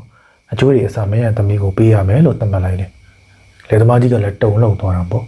သူကအိတ်ထဲကိုမှန်ရဲဘူးအဲ့ဒီချိန်မှာသမီးပြိုကတထေးကြီးရဲ့တောင်းဆိုမှုကိုလက်ခံပြီးတော့အိတ်ထဲကိုသူကိုယ်တိုင်နှိုက်ယူလိုက်တယ်ပြီးတော့သူကကြောက်ခဲကိုမကြည့်ဘဲနဲ့နှိုက်ပြီးပြချင်းအဝေးကိုလွတ်ပေးလိုက်တယ်တထေးကြီးလည်းအံ့ဩမှန်တယ်ပြီးတော့ဘာလုပ်တာလဲမေးတာပေါ့အဲ့ဒီအခါသမီးပြိုကအိတ်ထဲမှာကြောက်ခဲနှက်ခဲပဲရှိတာလေအခုကျမရွေးမိတဲ့ကြောက်ခဲကိုလွတ်ပစ်လိုက်ပြီဆိုတော့အိတ်ထဲမှာကြံတဲ့ကြောက်ခဲကအဆုံးဖြတ်ပဲမဟုတ်လားအိတ်ထဲမှာကြောက်ခဲအဖြူရှိနေရင်ကျမတထေးကြီးကိုလက်ထမ်းမယ်ကြောက်ခဲအမဲဆိုရင်တော့တထေးကြီးဂရိတီပါတော့လို့ဖြေတယ်တကယ်တော့တထေးကြီးကစောကလေးကအိတ်ထဲမှာကြောက်ခဲနှလုံးလုံးအမဲတွေပဲထည့်ထားတာဒီတော့အိတ်ထဲမှာကြံနေတာလဲကြောက်ခဲအမဲပဲဖြစ်နေတာမို့တထေးကြီးကတော့အကျွေးတွေအလုံးကိုအလုံးစုံလျှော်လိုက်ရတော့တာပေါ့အဲ့တော့ဒီပုံမြင်ကိုဖတ်ပြီးတော့အဓိကအတွေးနှစ်ခုရတယ်ပထမအတွေးကသမီးပြိုမှာငါမင်းကလေးပဲကြုံလာသမျှကန်စီမန်ရပေါ်ဆိုတဲ့တိမ်ငယ်စိတ်ရှိမနေဘူးဖြတ်ထိုးညံကောင်းမှုပြီးတော့တပတ်သားရဲ့အတွင်းစိတ်ယူသားခြင်းကောက်ကြည့်ခြင်းကိုမြင်အောင်လို့ကြည့်တယ်ထပ်ပြတဲ့မိန်းမတယောက်မှာတိမ်ငယ်စိတ်ကင်းပြီးတော့ဖြတ်ထိုးညံတဲ့တစ်ဖက်လူရဲ့အတွင်းစိတ်ကိုမြင်အောင်လို့ကြည့်နိုင်စွမ်းရှိရမယ်ဆိုတဲ့အတွေးရခဲ့တယ်ဒုတိယအတွေးကတော့သမီးပြိုမှာကံမကောင်းပါဘူးကံမကောင်းလိုက်တာကံကိုဆိုတဲ့အဲ့လိုမျိုးကံကိုယုံကြည်စိတ်ရှိမနေဘူးကံဆိုတဲ့အလုံးလိုပဲသူခံယူရဲလက်ထဲရောက်လာတဲ့ကံမကောင်းခြင်းတွေကိုစုပ်ကန်မှထားပဲနဲ့ကိုနဲ့ဝေယံကိုဖယ်ခွာပစ်တယ်ပြီးတော့ကံကောင်းခြင်းတွေကိုတိုင်မဆောက်ပဲနဲ့လက်တွေလှုပ်ဆောင်တတ်တယ်ဒါကြောင့်တမ်းပြတဲ့မိန်းမတယောက်ကကံဆိုးကံကောင်းတတ်မှတ်ချက်တွေကိုမယုံကြည်ပဲနဲ့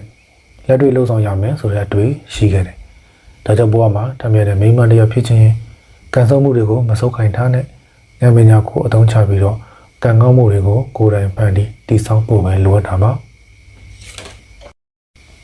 Plan and planning ဘဝမှာအတက်အကျအကွေးအကောင့်တွေနဲ့အမှားယွင်းနေဆိုတာရှိစမြဲပဲဘဝကအစီအစဉ်တိုင်းသွားနေတာမျိုးမဟုတ်ဘူးအစီအစဉ်တွေကအခြေအနေနဲ့အချိန်အခါကိုလိုက်ပြီးတော့အမျိုးမျိုးပြောင်းလဲတက်နေဘဝကအစီအစဉ်တိုင်းလည်းပတ်နေမှဆိုရင်ကောင်းမွန်တဲ့ဘဝတစ်ခုကိုရလာမှာမဟုတ်ဘူးကိုစဉ်းစားမပြတ်ပြုပြင်ပြောင်းလဲပြီးတော့ကန့်သက်ထားတဲ့ယုံကြည်ချက်တွေကိုဆုံးလွန်နိုင်မှသာ ကောင်းမွန်တဲ့ဘဝတစ်ခုကိုရရှိနိုင်တယ်။ဒါမှမိမသားတွေမှာကငါသာယောက်ျားဖြစ်ရင်ကောင်းပါမယ်။ဒါတွေကိုလုပ်လို့ရအောင်လို့ယောက်ျားပဲဖြစ်လိုက်ချင်တော့တယ်လို့တောင်းတညင်းညူကြတယ်။တကယ်တော့တောင်းတရမှာမဟုတ်ဘူး။ယောက်ျားဖြစ်မှာဆိုတဲ့ပုံစံဘက်ကိုချိုးဖျက်ဖို့ကြိုးစားရမှာ။ဒါပေမဲ့ပလန်အစီအစဉ်နောက်ကိုပဲလိုက်ချင်ပြီးတော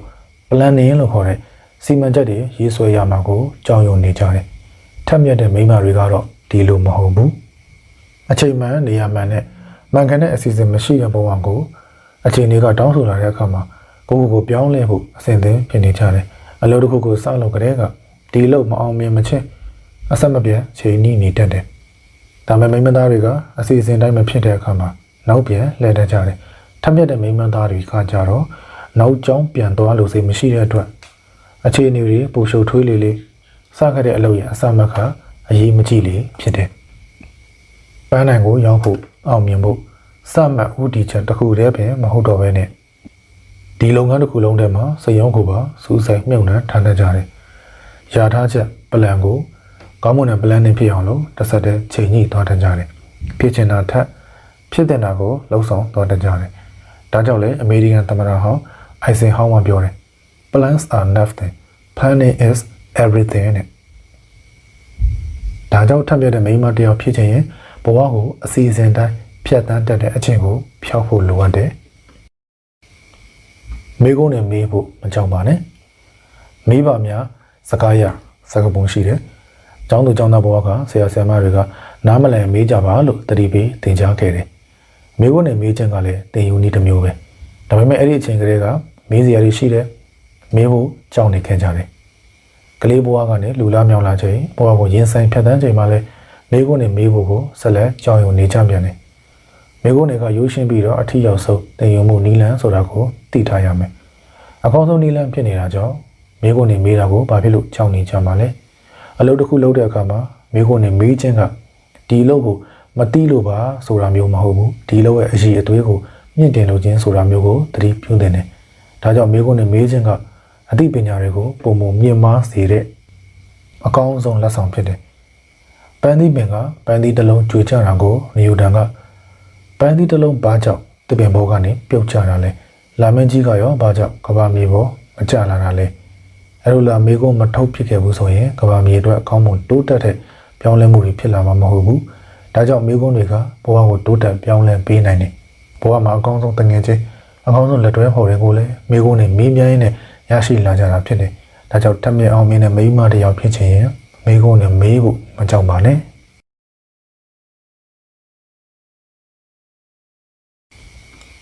ဆွဲလုံလဝရိယနဲ့လှုပ်ဆောင်ပါ။စင်စစ်အလုပ်ကိစ္စဟူသမျှသည်လုံလကြောက်တာပြင်းမြောက်ချရန်ကုန်၏။လုံလမပါဘဲနဲ့စိတ်အလိုအတိုင်းပြင်းမြောက်နိုင်ကြသည်မဟုတ်ပါ။တအိမ်တဲ့အိပ်ရတာနေသောချင်းတဲ့ကရင်ဝါကိုမိသည့်သားကောင်မြအလိုလျောက်ရောက်လာကြမည်မဟုတ်ကုန်လို့ဟီတောပဒေသာကျမ်းထဲမှာဖော်ပြထားတယ်။ဇွဲလုံးလာဝရိယအားထုတ်ပြီးတော့စူးစမ်းမှုကမိမယောက်ျားလူသားတိုင်းမှာရှိနေရမယ်အရေးချင်းဖြစ်တယ်။အရာရာမှာအကျိုးသက်ရောက်ဖို့အတွက်ကိုယ်တိုင်ဇွဲလုံးလာဝရိယထားပြီးတော့ကျင့်ကြံအားထုတ်ရမယ်။ဒီမှတ်ချက်ပြည့်မီရေးအတွက်ဇွဲလုံးလာဝရိယကိုဟန်ချက်ညီစွာအသုံးပြုပြီးတော့အမြဲတမ်းစူးစမ်းမှုလိုတယ်။ဒီမှတ်ချက်ကိုလှုပ်ဆောင်ခြင်းကလုံးလာဆက်ရည်အသစ်လှုပ်ရှားမှုကိုဖြစ်စေခြင်းကဝရိယ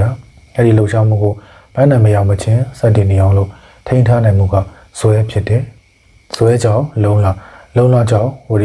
ိယကြောင့်ဇွဲစသဖြင့်အားထုတ်မှုတိုင်းကဆက်ဆက်အကျိုးပြုနေကြတယ်။ဘောလန်းခရီးမှာထက်မြက်တဲ့မိမတယောက်အဖြစ်ရပ်တည်နိုင်မှုဆိုရင်အရာရာမှာစိတ်ပြည့်ခြင်းအခက်အခဲကိုအလျှော့ပေးတတ်ခြင်းယုံကြည်စိတ်အားနည်းခြင်းဒါတွေကိုဖယ်ရှားပြီးတော့မဖြစ်ဖြစ်အောင်လုပ်မယ်ဆိုတဲ့ဇွဲလုံလာဝရိယတို့နဲ့အားထုတ်ရမယ်။နေ့စဉ်လှုပ်ဆောင်မှုကိစ္စအဝဝတို့မှာဇွဲလုံးလာဝရိယနဲ့ဘဝခရီးလမ်းကိုအောင်မြင်စွာရှောင်လန်းနိုင်တဲ့ထက်မြက်တဲ့မိန်းမတယောက်ဖြစ်ကြပါစေ။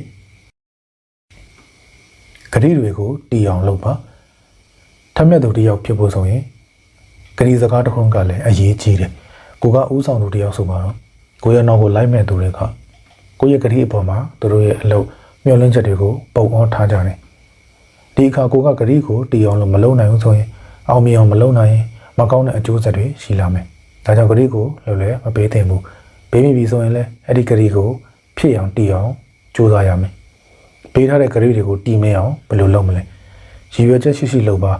ဒီအလုပ်ကိုဘာကြောင့်လုပ်ရတာလဲအမြဲစမ်းစစ်ရမယ်ဒီအလုပ်ကကိုယ်နဲ့ကိုယ်ပေါ်မိခုံနေတဲ့သူတွေရဲ့ဘဝအရေးတွေကောင်းမွန်တိုးတက်ဖို့အတွက်ဆိုတာကိုသိထားရမယ်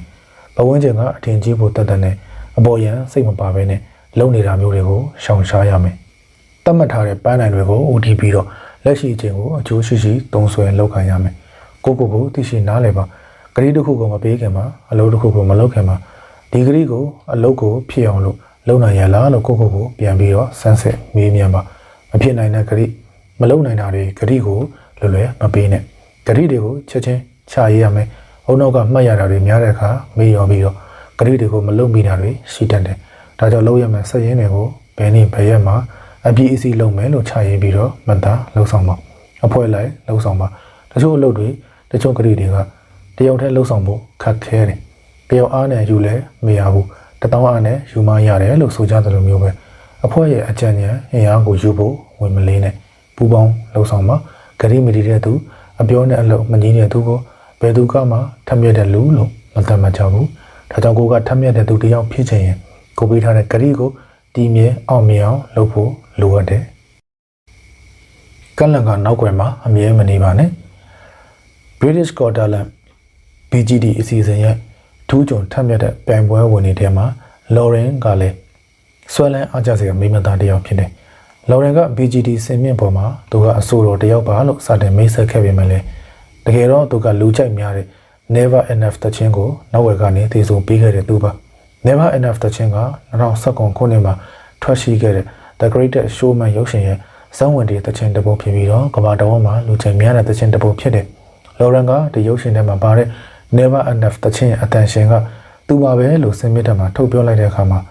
ဒိုင်ရီယောပရိသတ်တွေပါအံ့ဩမင်တက်ခဲ့ကြတယ်။ဒိုင်တဦးဖြစ်တဲ့ဆိုင်မွန်ကိုဝဲကလည်းဒီတခြင်းစပေါက်ကလေးကအဆိုရှင်ကကိုယ်တိုင်ပါပဲလို့ဘာကြောင့်ထုတ်မပြခဲ့တာလဲလို့မေးတယ်။အဲဒီခါမှာသူကနောက်ွယ်ကနေပဲတီးဆုံနေတာကပိုအဆင်ပြေလိမ့်မယ်လို့ထင်ခဲ့တဲ့အတွက်ကြောင့်ရှေ့မထွက်ဖြစ်တာပါတဲ့။ဒါပေမဲ့ဒီသချင်းကသူ့အတွက်အရေးပါပြီးတော့ဒီသချင်းနဲ့အတူတူရှင်တွဲဖြားဖို့အဆင်သင့်ဖြစ်နေပြီလို့ကိုယုံကြည်တဲ့အတွက်ကြောင့်နှစ်တော်ကြာမှအခုလိုရှေ့ထွက်ခဲ့တာလို့ဖြေတယ်။သူကအဲ့ဒီအချိန်ကစပြီးတော့အောင်မြင်ခဲ့တာအခုဆိုရင်အောင်မြင်တဲ့ကမ္ဘာကျော်ဆိုတော့တရားဖြစ်နေခဲ့ပြီ။သူတော့နောက်ွယ်ကအတန်ရှင်တအုပ်အနေနဲ့ပဲရောက်ရက်တင်းနေခဲ့မယ်ဆိုရင်အောင်မြင်မှုကသူ့အလိုလိုရောက်ရှိလာမှာမဟုတ်ဘူး။နေဘူးချိန်ကိုမရင်ဆိုင်ဝွန်းလို့ကြောပေးမိတဲ့အခါမှာအရေးကအရှိမရောက်နေတတ်တယ်။အမှုရှင်ကိုရရရင်ဆိုင်လိုက်တဲ့အခါမှာတော့အရေးကနောက်ကိုရောက်သွားတတ်တာတမဝါပဲ။လူဘဝကိုရောက်လာတဲ့အခါမှာမိမယောက်ျားမရွေးအခက်အခဲဆိုတာရှိစမြဲပဲ။ဒီလောကရန်အခက်အခဲကိုမရင်ဆိုင်မဲနဲ့ငါမအောင်မြင်နိုင်ပါဘူး။ဒီအတိုင်းလေးပဲကောင်းပါတယ်လို့အဲ့လိုမျိုးသင်္ကန်းစိတ်တွေဝင်နေတဲ့အောင်မြင်မှုတရဘူးဆိုတာအလွမ်းကာဝေးနေအောင်ပါပဲ။နေရိပ်အလားနေဘူးကဆောင်းလို့ဆိုကြတယ်လို့အနာဂတ်မှာအောင်မြင်မှုအရေးအာဝါဒအောက်ကိုရောက်ဖို့အတွက်အတိတ်ကကြောက်ရွံ့မှုတွေကြောင့်ထွေဝေမနေဘဲနဲ့ပိစုပံမှာယုံကြည်မှုဇွဲလုံးလဝရိယအဖြစ်နဲ့ကြိုးစားရမယ်။ယုံကြည်မှုရွက်ကိုဖွင့်ဇွဲလုံးလဝရိယတက်နဲ့ကြိုးစားပန်းစားလောက်ခဲ့တဲ့အခါမှာအောင်မြင်မှုကန်းကိုဒီနေ့တော့စိုက်ရောက်မှသိကြတယ်။ဒါကြောင့်လူ့ဘဝဆောက်ကုန်ပေါ်ရောက်နေတဲ့အချိန်လေးမှာကလန့်ကနောက်ွယ်ကနေရာလေးမှာပဲမရောက်ရဲပဲနဲ့လော်ရင်လိုမျိုးရှေ့ထွက်ပြီးတော့အောင်မြင်မှုတရားကိုအမေအရာစောင်းနိုင်ရမယ်။ကိုယ့်ရဲ့ထက်မြက်မှုကိုပြသနိုင်ဖို့ကလန့်ကနောက်ွယ်ကနေအရှိကိုထွက်ခဲ့ဖို့လိုအပ်ပါတယ်။အတွင်းကိုမြင်အောင်ကြည့်ပါ။ဒူးရင်သီးဝယ်တဲ့အခါမှာအပြင်ဘက်ကကြည့်ပြီးတော့ကြွန့်ကျန်းချင်းခံမှန်းတကြတဲ့လိုမျိုးလူတယောက်နဲ့တယောက်ပြောဆိုဆက်ဆံတဲ့နေရာမှာလဲအပြင်ဘက်ကိုကြည့်ပြီးတော့အတွင်းစိတ်ကိုခံမှန်းတကြရင်တိတ်ကောင်းပါပဲနော်လို့မောင်လာမျိုးချင်းချောင်းချောင်းကဒူးရင်သီးစားသူများစာအုပ်မှာရေးထားတယ်။ဒူးရင်သီးဝယ်ကြတဲ့အခါမှာတို့အထိစိတ်ဆွာစရာမလိုပဲနဲ့အခွန်ရဲ့အယောင်ကိုကြည့်ပြီးတော့စိတ်ဖက်မှန်ဆိုရင်စားမရသေးဘူးလို့အလွယ်တကူခံမှန်းနိုင်တယ်။အခွန်ကရွှေရောင်တန်းပြီးတော့စူးကြုံလေးတွေကဒိုးတော်တော်ကြဲကြဲကာကာဖြစ်နေစားလို့ရပြီပေါ့။နောက်ပြီးတော့တခြားတော့ကွဲကြနေအမျိုးမျိုးနဲ့အပြင်ကိုကြည့်ပြီးတော့ဒူးရင်သီးအတွင်းပိုင်းအတာအမွာအစစ်အထိခံမှန်းနိုင်ကြတယ်။ဒါပေမဲ့လူမှုဆက်ဆံရေးနယ်ပယ်မှာတော့ဒီလိုမဟုတ်ပြန်ဘူး။စပင်းရှိရင်လူရှုပ်လူပွဲတက်တူးနဲ့ဆိုရင်တော့လူမိုက်ဖြစ်ရမယ်။စသဖြင့်ပြင်ပရုပ်ရည်ကိုပဲအဓိကထားဆုံးဖြတ်ကြတယ်။လူမှုနယ်ပယ်မှာရိုးသားသလိုနဲ့ကောက်ကျကြတဲ့သူတွေဖြူစင်သလိုလိုနဲ့ဆင်းနေကြတဲ့သူတွေကူညီသလိုလိုနဲ့တွန်းချကြတဲ့သူတွေအကြံပေးသလိုလိုနဲ့လောင်ပြောင်ကြရကြတဲ့သူတွေစသဖြင့်တိုးရီချုံတဲ့ဝန်ပလီတွေများစွာရှိတတ်တယ်။မိမသားတွေရဲ့ပင်ကိုယ်တဘာဝကိုက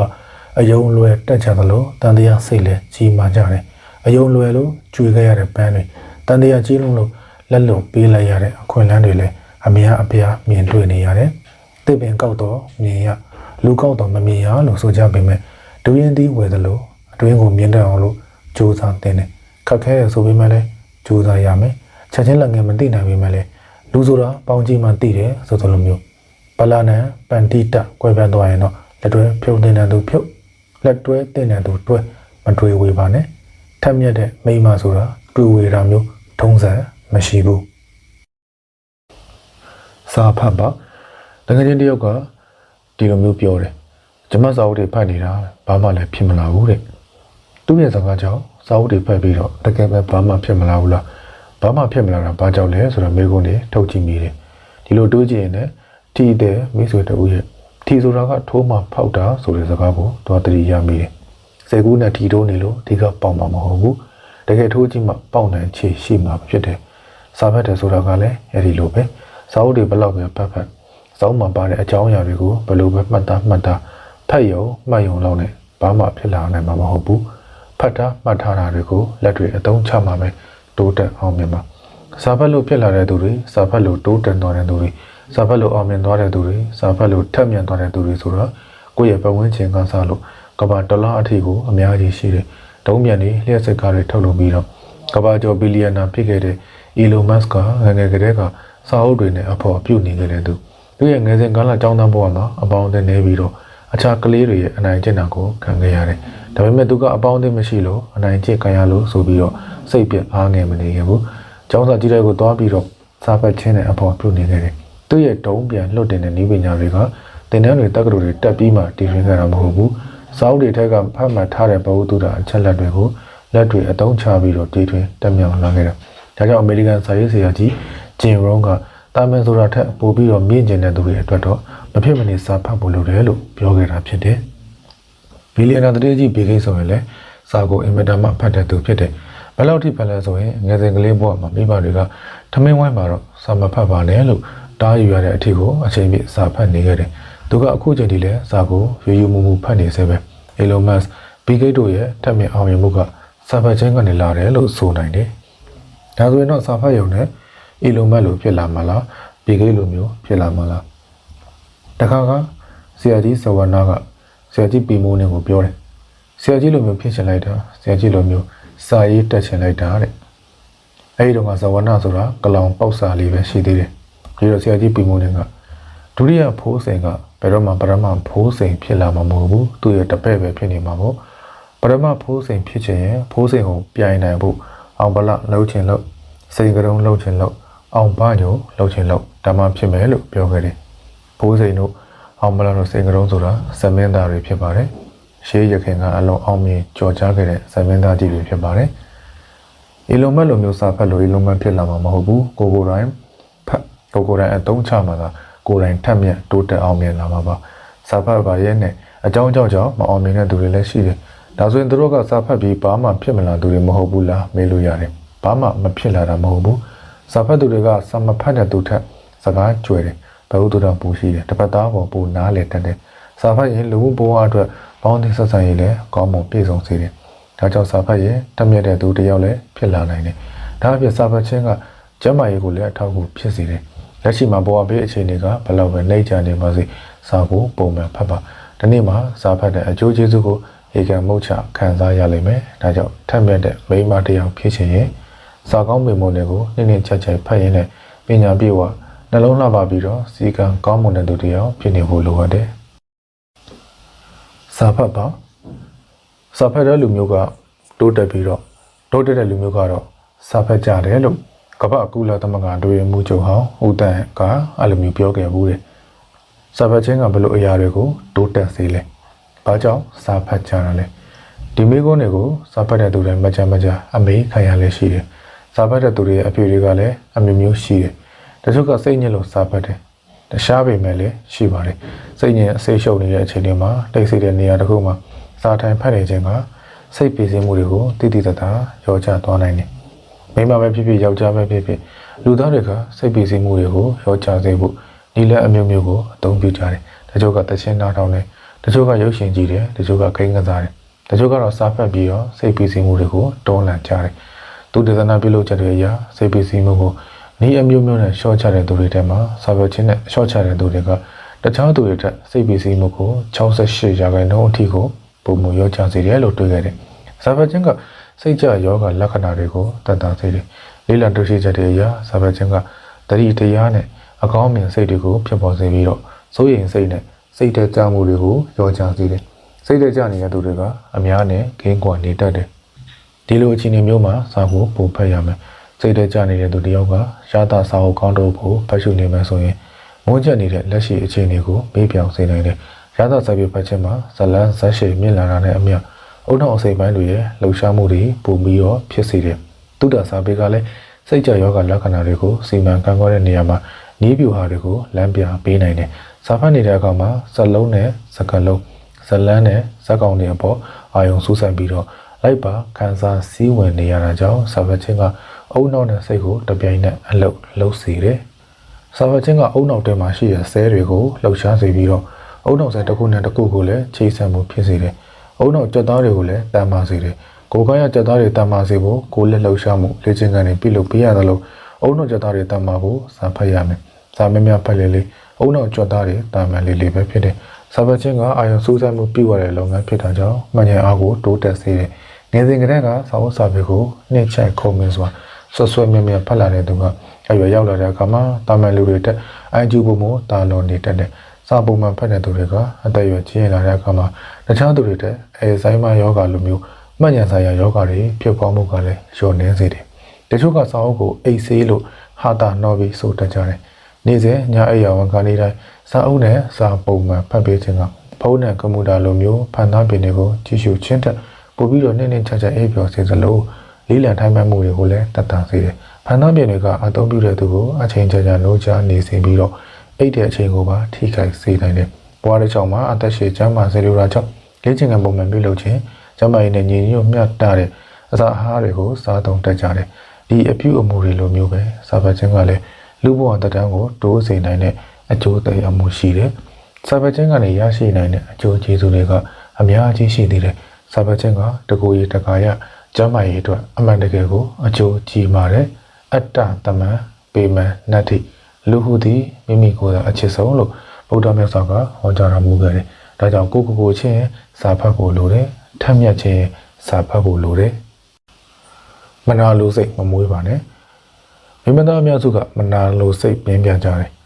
ကိုယ်ထပ်ပိုလာမှာကိုမလိုလားဘူးကိုယ်ထပ်ပိုတော်သွားမှာကိုမကြည်ဖြူဘူးကိုယ်ထပ်ပိုပြီးအောင်မြင်သွားမှာကိုမချိုက်ကြဘူးဒီလိုမျိုးကိုယ်ထပ်သားရဲ့မနာလိုမကြည်ဖြူမလိုလားမရှုစိတ်ဖြစ်ခြင်းကကိုယ်ထပ်မြတ်ဖို့ကိုအောင်မြင်ဖို့အတွက်ကိုယ်တိုင်ပြိပင်ထားတဲ့တားဆီးတွေပဲဖြစ်တယ်ကိုယ်တိုင်ဖန်တီးထားတဲ့အားနည်းချက်တွေဖြစ်တယ်မနာလိုစိတ်ဆိုတာကိုယ့်ရဲ့တိမ်ငယ်စိတ်ကနေစတင်လာတယ်ကိုယ်မှမရှိတယ်ကိုယ်မှမရှိတာသူ့မှရှိနေလို့ကိုမလုံနိုင်တာကိုသူလုံနိုင်လို့ဖြစ်လာတဲ့စိတ်အခြေအနေပါဒီနေ့ပြောရရင်တော့ကိုမယုံကြည်လို့တန်တရားစိတ်များလို့ကြိုးစားလို့စိတ်မရှိလို့ဝင်လာတဲ့စိတ်ဆိုစိတ်ယုံပဲဒီစိတ်ဝင်လာပြီဆိုရင်ကိုမနာလိုတဲ့သူရဲ့ပျက်စီးရပျက်စီးကြောင်းကိုပဲအမြဲတွေးကြံနေတော့မယ်အဲ့ဒီကမှကိုမရှိတဲ့ပင်မစွမ်းရည်တွေကလည်းမတိုးလာတော့ဘဲနဲ့ကိုယ့်ရဲ့ပျော်ရွှင်ခြင်းတွေမှာဝေးခွာပျောက်ဆုံးရတော့မှအသေးချပဲဒါကြောင့်မနာလိုစိတ်ကမွေးမြူရမယ်စိတ်မဟုတ်ဘူးတိုက်ထုတ်ရမယ်စိတ်ညံပါကိုထက်သားရဲ့မိုးဒီတာဘွားတက်ဖို့ကြိုးစားရမယ်ကိုမလုံနိုင်တာကိုသူလုံနိုင်ရင်သူဘာကြောင့်လုံနိုင်တာလဲကိုကရောဘာလို့မလုံနိုင်တာလဲစသဖြင့်သူရဲ့အားသာချက်ကိုယ့်ရဲ့အားနည်းချက်ကိုပေါ်ထုတ်ပါသူရဲ့လုံရက်ကိုအတူယူပြီးတော့သင်ခန်းစာယူပါသူရဲ့လုံနိုင်စွမ်းကိုစိတ်ရင်းနဲ့ချီးကျူးပါဒါကြောင့်ထပ်မြအောင်မြင်ခြင်းရင်ကိုထက်သားတဲ့သူနဲ့စုံတွေ့ရအခါမှာမနာလိုစိတ်မမွေးပဲနဲ့အားကြစိတ်ကိုမွေးကမဖြစ်အောင်လို့ကြိုးစားပါလို့တိုက်တွန်းချင်ပါတယ်အချင်းချင်းဖေးကူပါမြင့်တယ်မှာမိန်းကလေးဆိုတာဘယ်လိုနေရမလဲမိန်းကလေးဖြစ်ပြီးတော့ဘယ်လိုနေတာလဲမိန်းမဆိုတာဘယ်ဟာကိုမလုပ်ရဘူးဒီလိုမျိုးမလုပ်နဲ့ဟိုဟာမလုပ်နဲ့ဒီဟာမလုပ်နဲ့စသဖြင့်တားမြစ်ချက်တွေတတ်မှတ်ချက်တွေကဘယ်သူစီကမှလာတာမဟုတ်ဘူးအမေစီကနေတမီးစီကိုရောက်လာတယ်အတော်စီကနေတူမစီကိုဆင်းသက်လာတယ်အဖွားစီကနေမြေးမဖြစ်တဲ့စီကိုလာတယ်ဒီနေ့ပြောရရင်မိမသားတွေအတွက်ဘောင်ခတ်ထားတဲ့တတ်မှတ်ချက်တွေ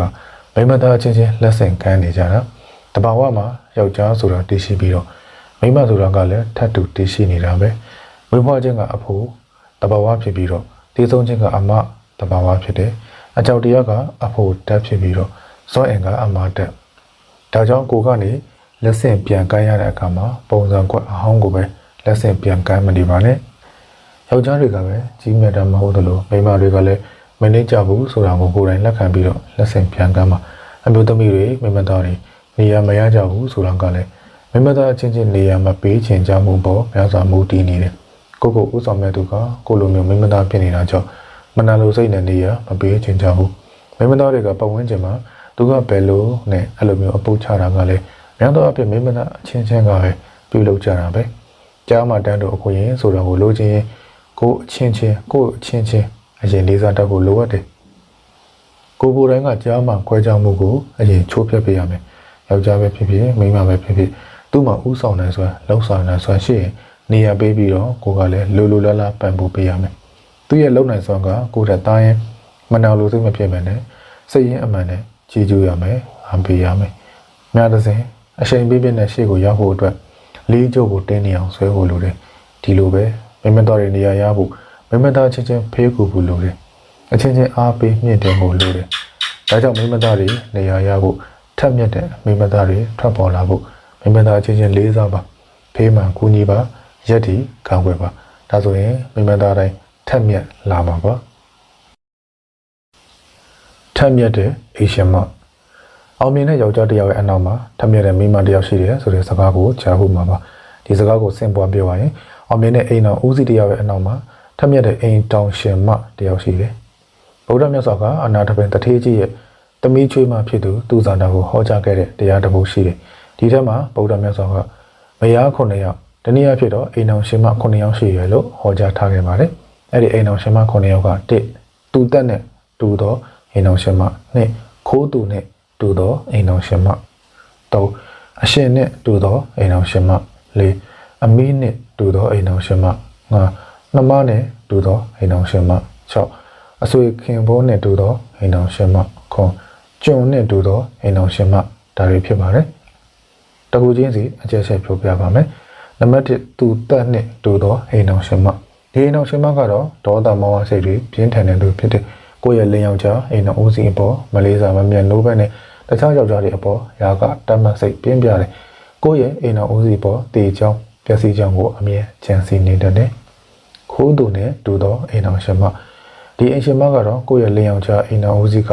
ရှောင်ဝေပေးတဲ့ဥစ္စာပစ္စည်းကိုမထိန်သိမ်းမဆောက်ရှောက်စူးစောင်းခြင်းမရှိဘူးမလုပ်တတ်ဘူးဥစ္စာနဲ့ဒီပစ္စည်းများဒီပစ္စည်းသုံးဖြုံပြဖို့ပဲအာတိတရှိနေတတ်တယ်အရှင်နဲ့တူသောအိမ်တော်ရှင်မဒီအိမ်ရှင်မကတော့ကိုယ့်ရဲ့အလုပ်ကိုလုပ်ကိုင်ရမှာကိုပြင်းရည်နေတတ်တယ်နှုတ်ကျန်းနဲ့လျောင်ကျအိမ်တော်ဦးစီးကိုအနိုင်ယူပို့ချတတ်တယ်အမိနဲ့တူသောအိမ်တော်ရှင်မဒီအိမ်ရှင်မကကိုယ့်ရဲ့လျောင်ကျအိမ်တော်ဦးစီးနေတူကိုယ့်ရဲ့အိမ်တော်စီးပွားကိုအမြဲလိုလားတယ်အိမ်တော်ဦးစီးကိုရောအိမ်တော်ဦးစီးကရှာဖွေပေးတဲ့ဥစ္စာပစ္စည်းကိုပါမိကေကရင်သွေးကိုစောက်ရှောက်သလိုရေအုပ်မကွာစောက်ရှောက်တတ်တယ်နှမနဲ့တူသောအိမ်တော်ရှင်မဒီအိမ်ရှင်မကကိုယ့်ရဲ့လင်းယောက်ျားအိမ်တော်ဦးစီးပေါ်ညီမဖြစ်သူကအကိုကြီးဖြစ်သူကိုဆက်ဆံသလိုယူတည်တယ်အဆက်နဲ့ရှင်နဲ့စိတ်ရှိတယ်အဆွေခင်မိုးနဲ့တူသောအိမ်တော်ရှင်မဒီအိမ်ရှင်မကတော့ကိုယ့်ရဲ့လင်းယောက်ျားအိမ်တော်ဦးစီးပေါ်မှာဝေးခွာနေတဲ့မိတ်ဆွေကိုပြန်တွေ့တဲ့အခါမှာပေးတဲ့အပြုံးနဲ့အစဉ်အမြဲဆက်ဆံတယ်လင်းယောက်ျားမျက်နှာတက်ကပါထင်အစဉ်ပြုံးချိုတဲ့မျက်နှာထားရှိတယ်တီလာဆောက်တင်ပြီးတော့ယူတည်တတ်တယ်ကျုံနဲ့တူသောအိမ်တော်ရှင်မဒီအိမ်ရှင်မကကိုယ့်ရဲ့လင်းယောက်ျားအိမ်တော်ဦးစီးကရိုက်ပုတ်ချင်းချောင်းရင်တောင်မှအမျက်မထွက်ထိတ်လန့်ခြင်းမရှိဘဲနဲ့အယိုးကွဲအောင်ရိုက်အသက်ဆွဲအောင်ချစ်မယ်ဆိုတဲ့အိမ်တော်ရှင်မမျိုးဖြစ်တယ်ဒီလိုမျိုးအိမ်တော်ရှင်မ9မျိုးမှာဘယ်လိုအိမ်ရှင်မအမျိုးအစားမျိုးဖြစ်အောင်ကြိုးစားပါလို့အရေးတယူအနေနဲ့အကြံပေးနေမှာမဟုတ်ဘူးဘယ်လိုအိမ်ရှင်မမျိုးကထက်မြက်တဲ့အိမ်ရှင်မဖြစ်လဲဆိုတာကတော့ကိုယ်တိုင်ရွေးချယ်ရမယ်အရာပဲဖြစ်ပါတယ်ထက်မြက်တဲ့အိမ်ရှင်မနဲ့ရှေ့မှာပြောခဲ့တယ်အိမ်တော်ရှင်မ9မျိုးနဲ့ထပ်မြတ်တဲ့အိမ်ရှင်မဖြစ်ဖို့ဆိုတာမပြည့်စုံမလုံလောက်သေးဘူးထပ်ပြီးတော့ဖြစ်ရမယ့်အချက်လေးတွေရှိသေးတယ်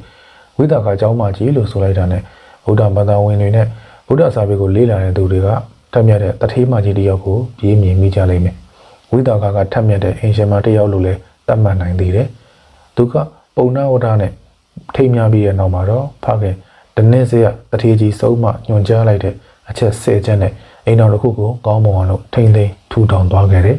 ။အဲ့ဒီ10ချက်ကတော့နံပါတ်1အတွင်းမီးကိုအပြင်သို့မထုတ်ဆောင်ရနဲ့အပြင်မီးကိုအတွင်းသို့မသွင်းရ3ပေးသူကိုပဲပေးရမယ်4မပေးသူကိုမပေးရ5ပေးသူကိုပေးတဲ့သူကိုပေးရမယ်6ချမ်းသာစွာထိုင်ပါ9ချမ်းသာစွာစားတောက်ပါ10ချမ်းသာစွာအိပ်စံပါ9မီးကိုလှုပ်ကြွေးပါ10အိမ်တွင်းနှက်ကိုပူဇော်ပါဒါတွေဖြစ်တယ်တချက်ချင်းစီကိုအကျက်ချက်ပြီးတော့ပြောပြအောင်ပေးပါမယ်နံပါတ်1အတွင်းမီးကိုအပြင်သို့မထုတ်ဆောင်ရအတွင်းမီးကိုအပြင်မထုတ်ဆောင်ရဘူးဆိုတော့ကကိုယ့်ရဲ့အိမ်တွင်းပြဿနာအိမ်တွင်းစကားတွေကိုပြင်ပကသစိမ်းပုံကိုယ်တွေကိုမပြောရဘူးပြောမိပြီဆိုရင်တော့ကိုယ့်ရဲ့မိသားစုမှာပြင်ပပြောကကြောင့်ပြဿနာမပြေလည်တဲ့အပြင်ပို့ပြီးတော့ရှုပ်ထွေးသွားတတ်တယ်နှစ်အပြင်မီးကိုအတွင်းသို့မသွင်းရဒီအချက်ကဘာကိုပြောချင်တာလဲဆိုရင်အပြင်ကပြောလိုက်တဲ့မိသားစုစိတ်ဝမ်းခွဲစရာစကားတွေကိုအိမ်တွင်းစီတည်ဆောင်ခြင်းမပြီးပါဘူးလို့ပြောတာဘေးပတ်ဝန်းကျင်ကနေကိုယ့်ရဲ့ရောက်ခမအကြောင်းကိုယ့်ရဲ့အိမ်တော်ဦးစီးအကြောင်းလူတစ်မျိုးမလူတစ်မျိုးမကောင်းစကားပြောကြတဲ့အခါမှာကိုကလက်ခံတည်ဆောင်ခြင်းမပြုပါဘူးပေးသူကိုပဲပေးရမယ်ဒါကသူတစ်ပေါက်ကနေကိုယ့်ရဲ့ဥစ္စာငွေကြေးတွေကိုလာရောက်ချင်းကားတဲ့အခါမှာအမှန်တကယ်ပြန်ဆက်မယ်လို့ထင်ရတဲ့သူကိုပဲချင်းကားပေးကြပါလို့ဆိုလိုတာမပေးတဲ့သူကိုမပေးရဘူးဒါကတော့သူတစ်ပေါက်ကနေကိုယ့်ရဲ့ဥစ္စာငွေကြေးတွေကိုလာရောက်ချင်းကားတဲ့အခါမှာပြန်ပြီးတော့မဆက်ဘူးလို့ထင်ရတဲ့လူပြန်မဆက်တတ်တဲ့လူမယုံကြည်ရတဲ့သူတွေကိုချင်းကားခြင်းမပြုဖို့တတိပေးရမှာပေးတဲ့သူကိုပေးရမယ်ဒါကပြန်ရလို့စိတ်နဲ့မဟုတ်ပဲနဲ့နှစ်ဖက်ဆွေမျိုးတွေအပေါ်မှာသူ့ဘက်ငါးဘက်မခွဲခြားဘဲနဲ့အထိုက်လျောက်ပေးကမ်းချီးမြှင့်တာမျိုးကိုပြောတာပါချမ်းသာစွာထိုင်ပါချမ်းသာစွာထိုင်ပါဆိုတာက